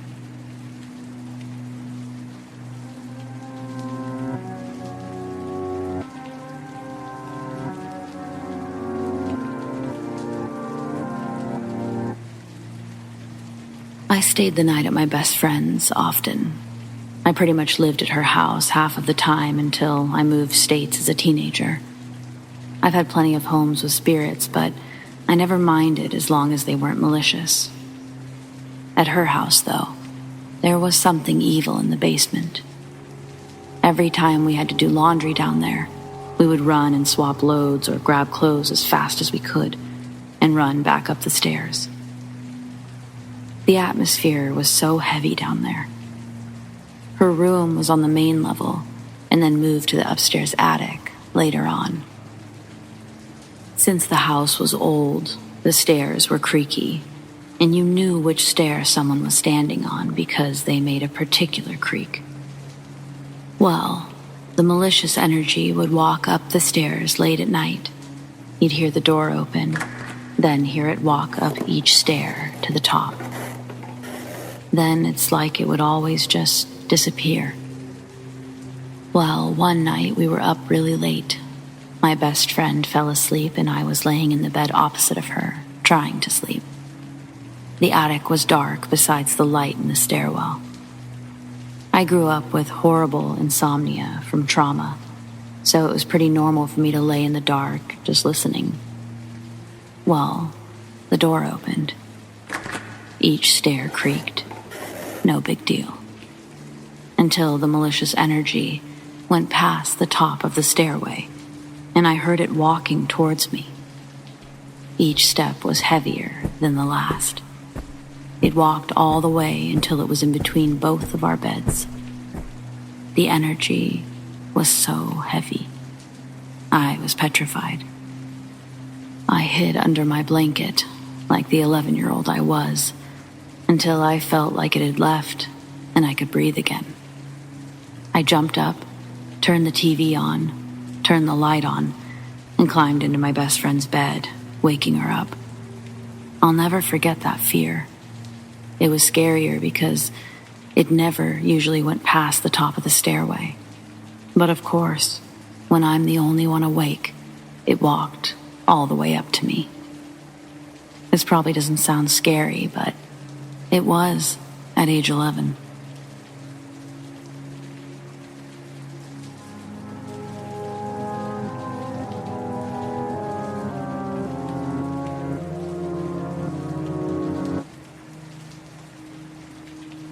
This happened to me when I was about 10 years old. But even now, as an adult in my 30s, I remember it like it was yesterday. My parents had taken my sister and I out to a movie, and then to get ice cream in celebration of my older sister getting straight A's on her report card. I remember my dad had gotten off of work later than usual, so by the time the movie was over and we had our ice cream, it was well past our bedtime. It didn't matter, though. My parents were happy and proud of my sister. We had a great time, and we took our time getting home. If it wasn't for what happened when we got there, I would have always looked back fondly on this night. We got home around 10:30. Bedtime was usually 10, so I went straight to my room to put my pajamas on while my sister went to brush her teeth. I remember thinking that it seemed a little more chilly in the house that night, but that's the only thing out of the ordinary I can recall from when we first walked in. I barely had a chance to change when I heard my dad yell our names from what I thought was the kitchen. I didn't know what was wrong, but I knew it was bad because I heard fear in his voice for the first time ever. It scared me really bad. I bolted out the door and into the kitchen as fast as I could. My sister was already there, and her and my parents were standing very close. My mom looked like she was on the verge of panic, and she motioned for me to come close. She wrapped her arms around my sister and me, and my dad was already dialing on the house phone. Then I noticed some glass on the floor. I asked my mom what was wrong, but she didn't want to tell me. She said we needed to go outside right away. As we headed out the front door, I heard my dad talking to the 911 operator and telling them that when we got home, he found our back sliding door shattered and objects strewn about the kitchen. We went to the neighbor's house and waited for the police to come. After a few minutes, my dad joined us. He seemed to be well shaken up, which was a new sight for me. The police arrived and searched the house extensively. It was a big scene with all of our neighbors outside and flashing lights illuminating our entire street for hours. They never found anyone in our house. Whoever had been there had come and gone. The thing that gets to me is that nothing was stolen. Whoever it was didn't want any of our possessions. What they did was take our canned food out of the pantry and stack them into small pyramids on the kitchen counter. They also turned on the TV in the basement and moved a few random objects to different parts of the house. Very creepy. It was like an insane person had been in our home and did things for reasons that only made sense to them. As the police were finishing up and getting ready to leave, I heard one of them ask my mom a question. They talked quietly, and I'm sure they thought I didn't hear. I pretended not to be listening, but I heard everything. You see, we kept magnetized letters on our fridge. I think I'd gotten them for a birthday present a few years before, and we used them to leave each other messages for fun sometimes. The cop was asking my mom if the message there, that night, was done by any of us. It wasn't. I watched my mom turn pale when he told her what it said. It still makes my skin crawl to this very day. It said, "Always watching." The police didn't find any fingerprints. They said the intruder had to have been wearing gloves. For the next few days, the entire family was extremely uneasy. I was absolutely positive that the intruder was still in the house somehow, that there was a hidden place that nobody knew about where he could hide and listen to us. I never shook that feeling that somebody was there. Within a few months, we decided to move. It was all just too scary for us to stay in that area. We moved to a house several miles away. We were never bothered again, but I do still think about it. Was it kids playing a prank? Was it some insane person that wanted to torment a random family? Or was it someone that truly had it out for us, and who really was always watching? Could it have been a neighbor, someone we knew? These questions still keep me up at night sometimes. This happened many years ago, but the hairs on my neck stand up sometimes when I'm alone at home, and I have to check the house to make sure no one is hiding.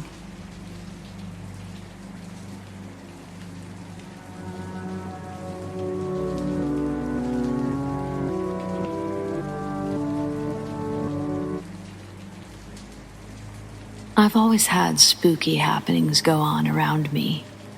I have multiple stories of seeing shadow people and spirits, and of hearing stuff that was less than natural.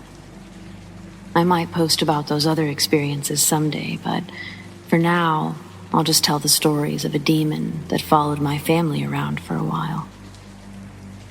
I haven't talked about this in years, as I hated how crazy it made me sound. I also don't like talking about it because it tends to make activity start up again. But luckily, no one in my family has experienced these things since I last saw him in 2012. I'll try to keep the stories as brief as possible and only list what details are necessary. But buckle up, because there was a lot of activity for many years. A bit of background. I grew up in a non-denominational Christian household. My dad in particular was a very strong believer. After him, my sister and I are the biggest believers, and my brother is now an atheist, though he was a believer at the time. My mom didn't experience this demon at all. In the house were my dad, my mom, my brother, my sister, and I. My dad was the first one who saw him. It was in the early 2000s, I think 2001 or 2002.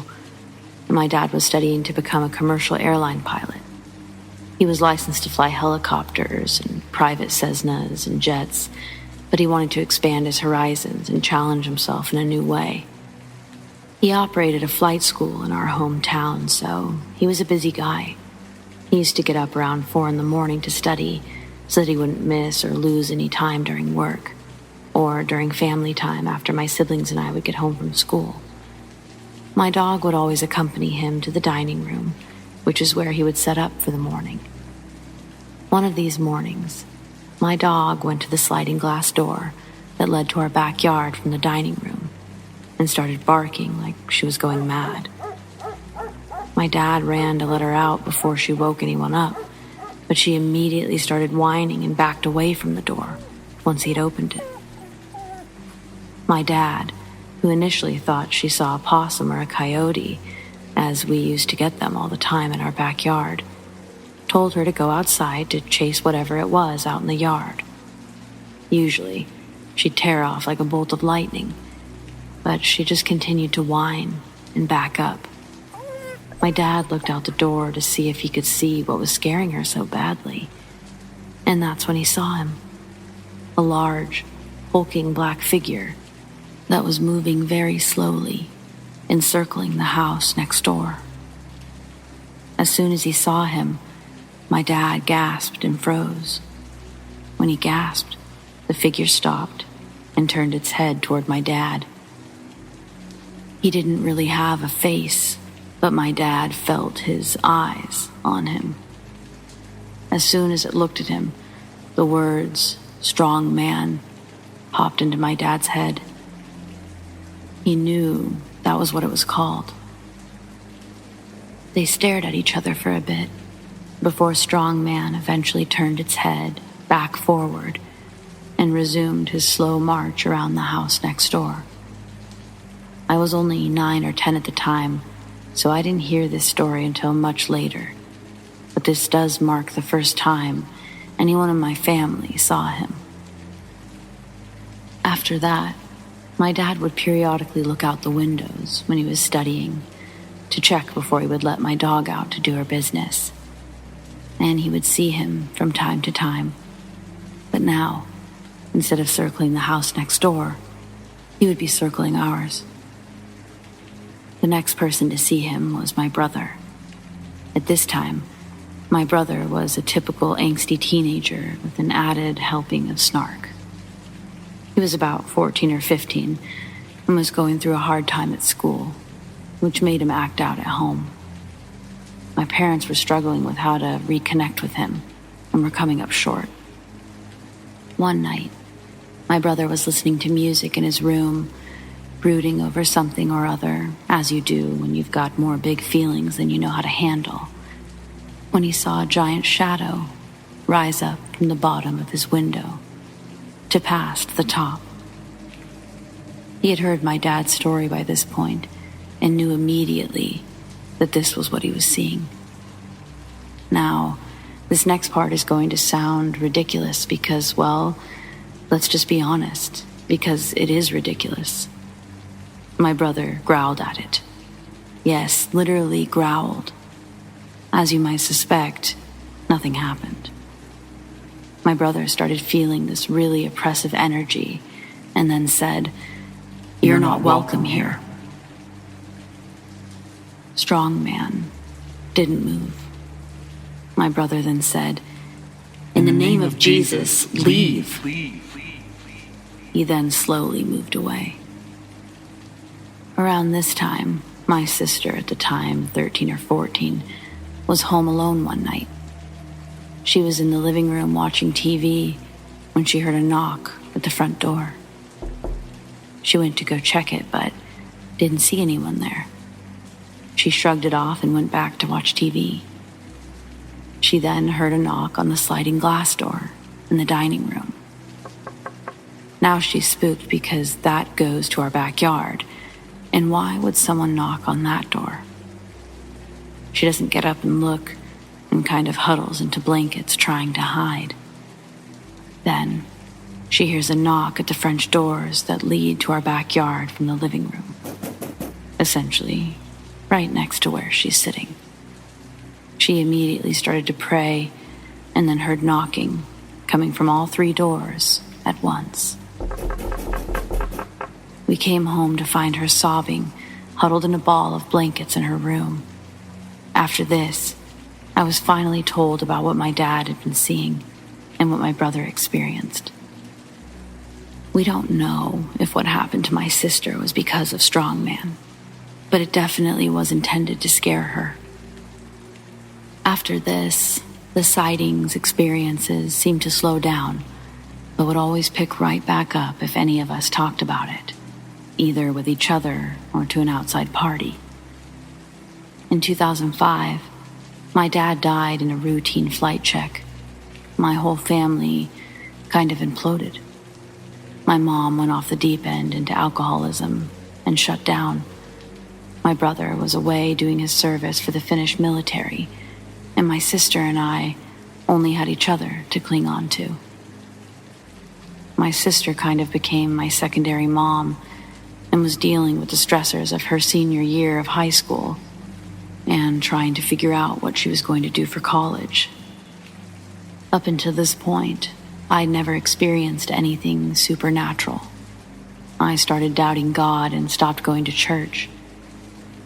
It wasn't so much that I didn't believe in God anymore, but I was bitterly angry at him for taking away my dad and the effect that it had on my family.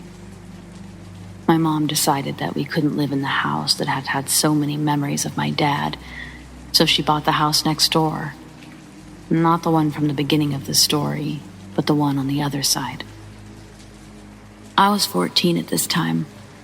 As it was right next door, we took our time moving. A few months after moving, I had my first experience with strongman. The house we moved into was a 2-story, and my new bedroom faced our old house and had a wooden fence separating the 2 backyards right underneath it. One night, I was up late reading and my mom was out drinking with some colleagues. My brother and sister were now in college and living in the dorms on campus. My dog was with me in my bedroom, so I felt comfortable. As I was reading, I started to feel heavy. I don't know how to really describe it other than feeling wrong and heavy. I chalked it up to Home Alone jitters and went on reading. As I was reading, I started hearing a scratching on the fence below my window. My dog started growling intermittently, and I'd have to tell her to shush because I thought it was just a possum.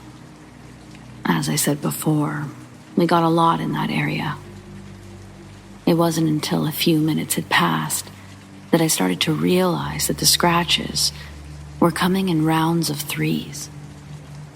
Scritch, scritch, scritch. Pause. Scritch, scritch, scritch. Pause. So on and so on for a good long while. The feeling of heaviness just increased, and I started to feel some fear prickling along my skin. I closed my book, and the scratching stopped. I waited a minute and didn't hear anything, so I just opened my book back up and kept reading. The scratching started again. I closed my book again, and it stopped mid-scratch. Even though I was feeling far from God, I started praying for Jesus to take away all the evil from the house, to send his light here instead. And I prayed and prayed and prayed. The scratching got louder, the louder I prayed, until I finally said, Amen, Amen. And the scratching stopped, fully. I couldn't sleep after that. I had to wait for my mom to come home around 4 that morning. About a year or so later, my sister and I went on a trip to Finland to visit my grandparents. While there, I had a crazy dream while I was napping on my grandparents' couch. I won't post the entirety of it unless anyone is interested, but essentially, I dreamed that I was getting possessed and was woken up by my grandma saying I was doing things in my sleep that I felt myself doing in my dream. It was really freaky, and I hated it. Around this time, I also started waking up about 3 a.m. every night. This continued even when we went back home, and eventually just became part of life.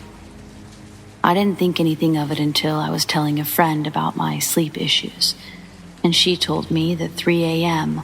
was the demonic witching hour. Cool. After this summer, my mom got remarried to my stepdad, and we moved into his house. His house was in an older part of town, with lots of beautiful Victorians on tree-lined streets. It was picturesque, to say the least. Regardless, this is where most of the activity happened. I have story upon story of different activity happening in this house. But those are better told another time, as they don't necessarily relate to strongman. I did have multiple times when the same feeling of heaviness that accompanied him would just come upon me, and I'd pray him away. I saw him just one time at this house. I was coming home from an evening church service and was about to turn into my driveway when he just rose up, seemingly from the ground, right in front of my car. I thought I was going to hit something solid, but I just drove right through him and turned into my drive. I was so scared to get out of the car, but that overwhelming feeling became too oppressive, and I had to get away. I started praying out loud and ran to my house. I saw him one other time in college, outside of my dorm, when I looked out the window one evening after a late night of studying. He always showed up when things would start to feel normal again, almost as if to say, I'm still here. It was awful. That was the last time I saw him, I haven't had a demonic experience since. Thank God. Sorry this was so long. It just happened over many, many years. I don't randomly wake up at 3 a.m. anymore. I don't get that oppressively heavy feeling randomly either. I hope I never have to experience either of those ever again.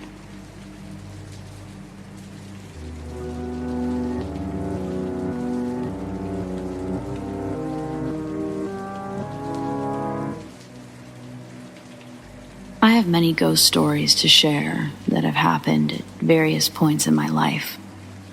The first one happened 20 years ago or so.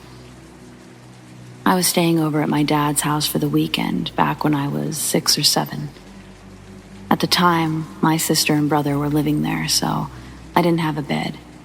Instead, I was sleeping in my father's room, on the floor, on a big circular cushion. My father's house was eerie, to say the least. I really didn't like being there. The reasons will become clear soon, but I had just gone to bed. My head was facing into the hallway. My father was downstairs, lying down on the couch, watching TV. As I was laying there, I started to hear some odd noises. I brushed it off as my father's cats. No big deal. I turned over to face the wall and closed my eyes. The noises continued, and they were getting louder. I started to get scared, and something was telling me to turn around and look into the hallway. I wish I hadn't. There in the hallway was this black shadow crawling on the floor, coming down the hallway.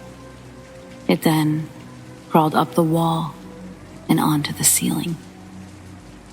As any child would do at that point, I pulled the blankets over my head and I closed my eyes tight. When I opened my eyes and pulled down the blankets, the shadow was gone. I knew it couldn't have been cats because, A, cats really don't climb up walls or on ceilings, and B, I came to find out that one of the cats was sleeping on my father's bed. I never really saw that shadow thing ever again.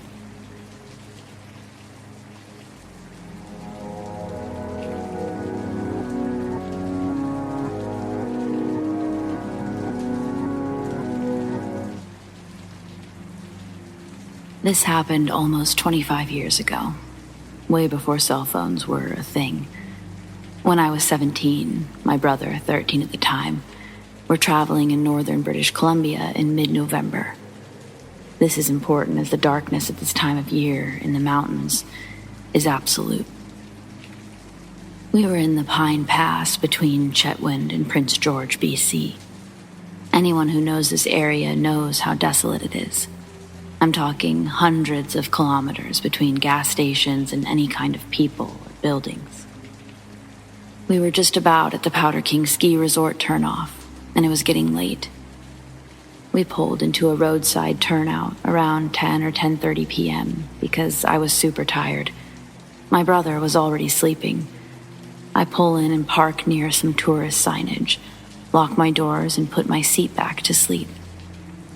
I was dead asleep when something snapped me awake. To this day, I'm not sure what it was that woke me up.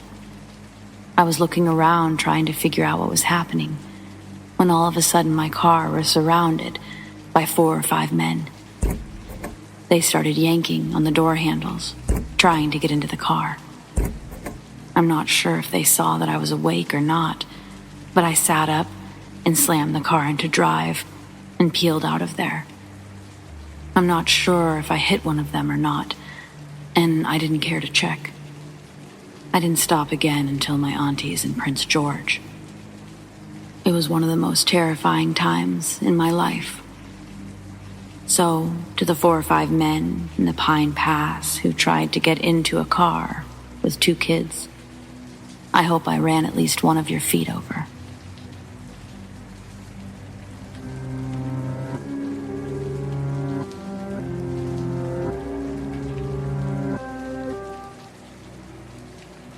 Back just before the pandemic, I traveled a lot for work, spending a good amount of time in lots of different airports, lots of different hotels. I was pretty used to this type of lifestyle, and being for work, most places I stayed were relatively inviting and nice. Most places. This story's about the other one, the one that, for lack of a better explanation, was haunted, at least part of it. So, it was back in 2018. The trip was from Boise, Idaho, to Hilton Head, South Carolina. 3 days, in and out. I was familiar with South Carolina, as my job sent me there a lot. But Hilton Head was new for me, and this hotel was a new one for me. It wasn't my usual, but it was really nice. Honest first thoughts when I arrived were sweet. I eventually figure out how to get my rental car to the parking garage after checking in with the hotel. I realize that it's incredibly far away from the hotel's actual entrance. But for the moment, I'm just concerned about finding a spot to park, somewhere close to the elevators and stairs. The first thing I notice when I actually park is how dead this hotel parking garage is. For a Sunday night, it seemed like maybe I was the only one around. I parked and saw signs near the elevator that said something about a pedestrian bridge. I remember stepping out of the car quickly, but stopping in my tracks just as quickly, the car door in a position of almost closed, aside from my hand holding it. But I hadn't gotten that far. I'd stopped because I heard someone whistle. I was especially startled because the whistle didn't seem to echo the way that something would in this type of structure. It sounded as though it was right next to me, in my car even. I couldn't be sure, so I froze. After moments of hearing nothing but a very distant symphony of bugs, I officially closed the door to the car. The rental's key was one of those that wasn't an actual key, aka nothing to hold between the knuckles. But I wasn't even sure I needed to worry about that. It just felt eerie. I contemplated leaving my bag, coming back for it early in the AM, but decided last minute, fuck it. I opened the trunk, grabbed my bag, and still tried to make my way as quickly as possible toward the sign that I'd seen. I approached the elevator and read the sign instructing me to go up one floor to the pedestrian bridge, or continue up a small stairway to the ground floor and catch a shuttle. Dear God, how big was this place? I opted to do the whole pedestrian thing because it was a long flight and I was ready to stretch my legs before bed. I hit the button, and as soon as the doors close, I feel I'm not alone. Immediately following the feeling, I hear a long exhale. And then I feel stale breath on the right side of my neck. What I see, it's more like what I can't see. I can literally only describe it as seeing Hollow Man.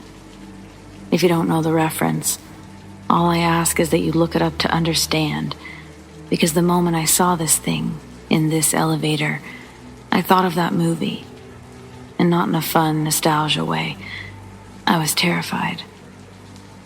It's like this invisible force that doesn't feel invisible. The elevator doors open. I run out of there, dragging my suitcase, not giving myself time to allow the wheels to be useful. I get to the pedestrian bridge, still dragging everything along toward the doors. I'm so anxious I can't even think about the fact that I need a key card to open the doors. When they're locked, I sort of panic. And then I hear something familiar, sounding like it's right next to me. A whistle. I whip my head around, but I see nothing. No one. Anywhere. I recall the key card in my purse that I'd gotten before driving to the garage. I grab it, swipe it, nothing. Swipe it, Nothing. Now it feels like some sort of sick joke. I swipe it again and it works. As the doors close, I feel secure somehow. And now I'm looking for the thing that I saw in the elevator. I don't see it. And I don't see it again that whole trip. Granted, I didn't take the elevator again. I opted for the stairs, and I was always sure to park on the pedestrian level, so that it was a straight shot to the bridge. I did, however, hear that whistle again. It was my last night. I was about to get into my car. I heard that same whistle, but I didn't get that same feeling I had in the elevator. It wasn't negative, just strange. It made me think back to the first time I'd heard the whistle. I was a little unnerved, but it wasn't the scary part. For some reason, I think I encountered not just one of the unknown, but possibly two separate entities, together in one space. If I had to put money on which possibly meant harm, elevator Hollow Man, for sure. So, anyone else have any weird stories from the area? I have to go back to Hilton Head next spring. Ironically, I've only become more interested in the paranormal since this experience. Before this, I truly wouldn't have had an opinion either way on ghosts and such. But now, I think I really want to stay there again. Maybe even try to catch some footage or bring someone with me who knows what they're doing. Because that place, that structure specifically, it's definitely haunted.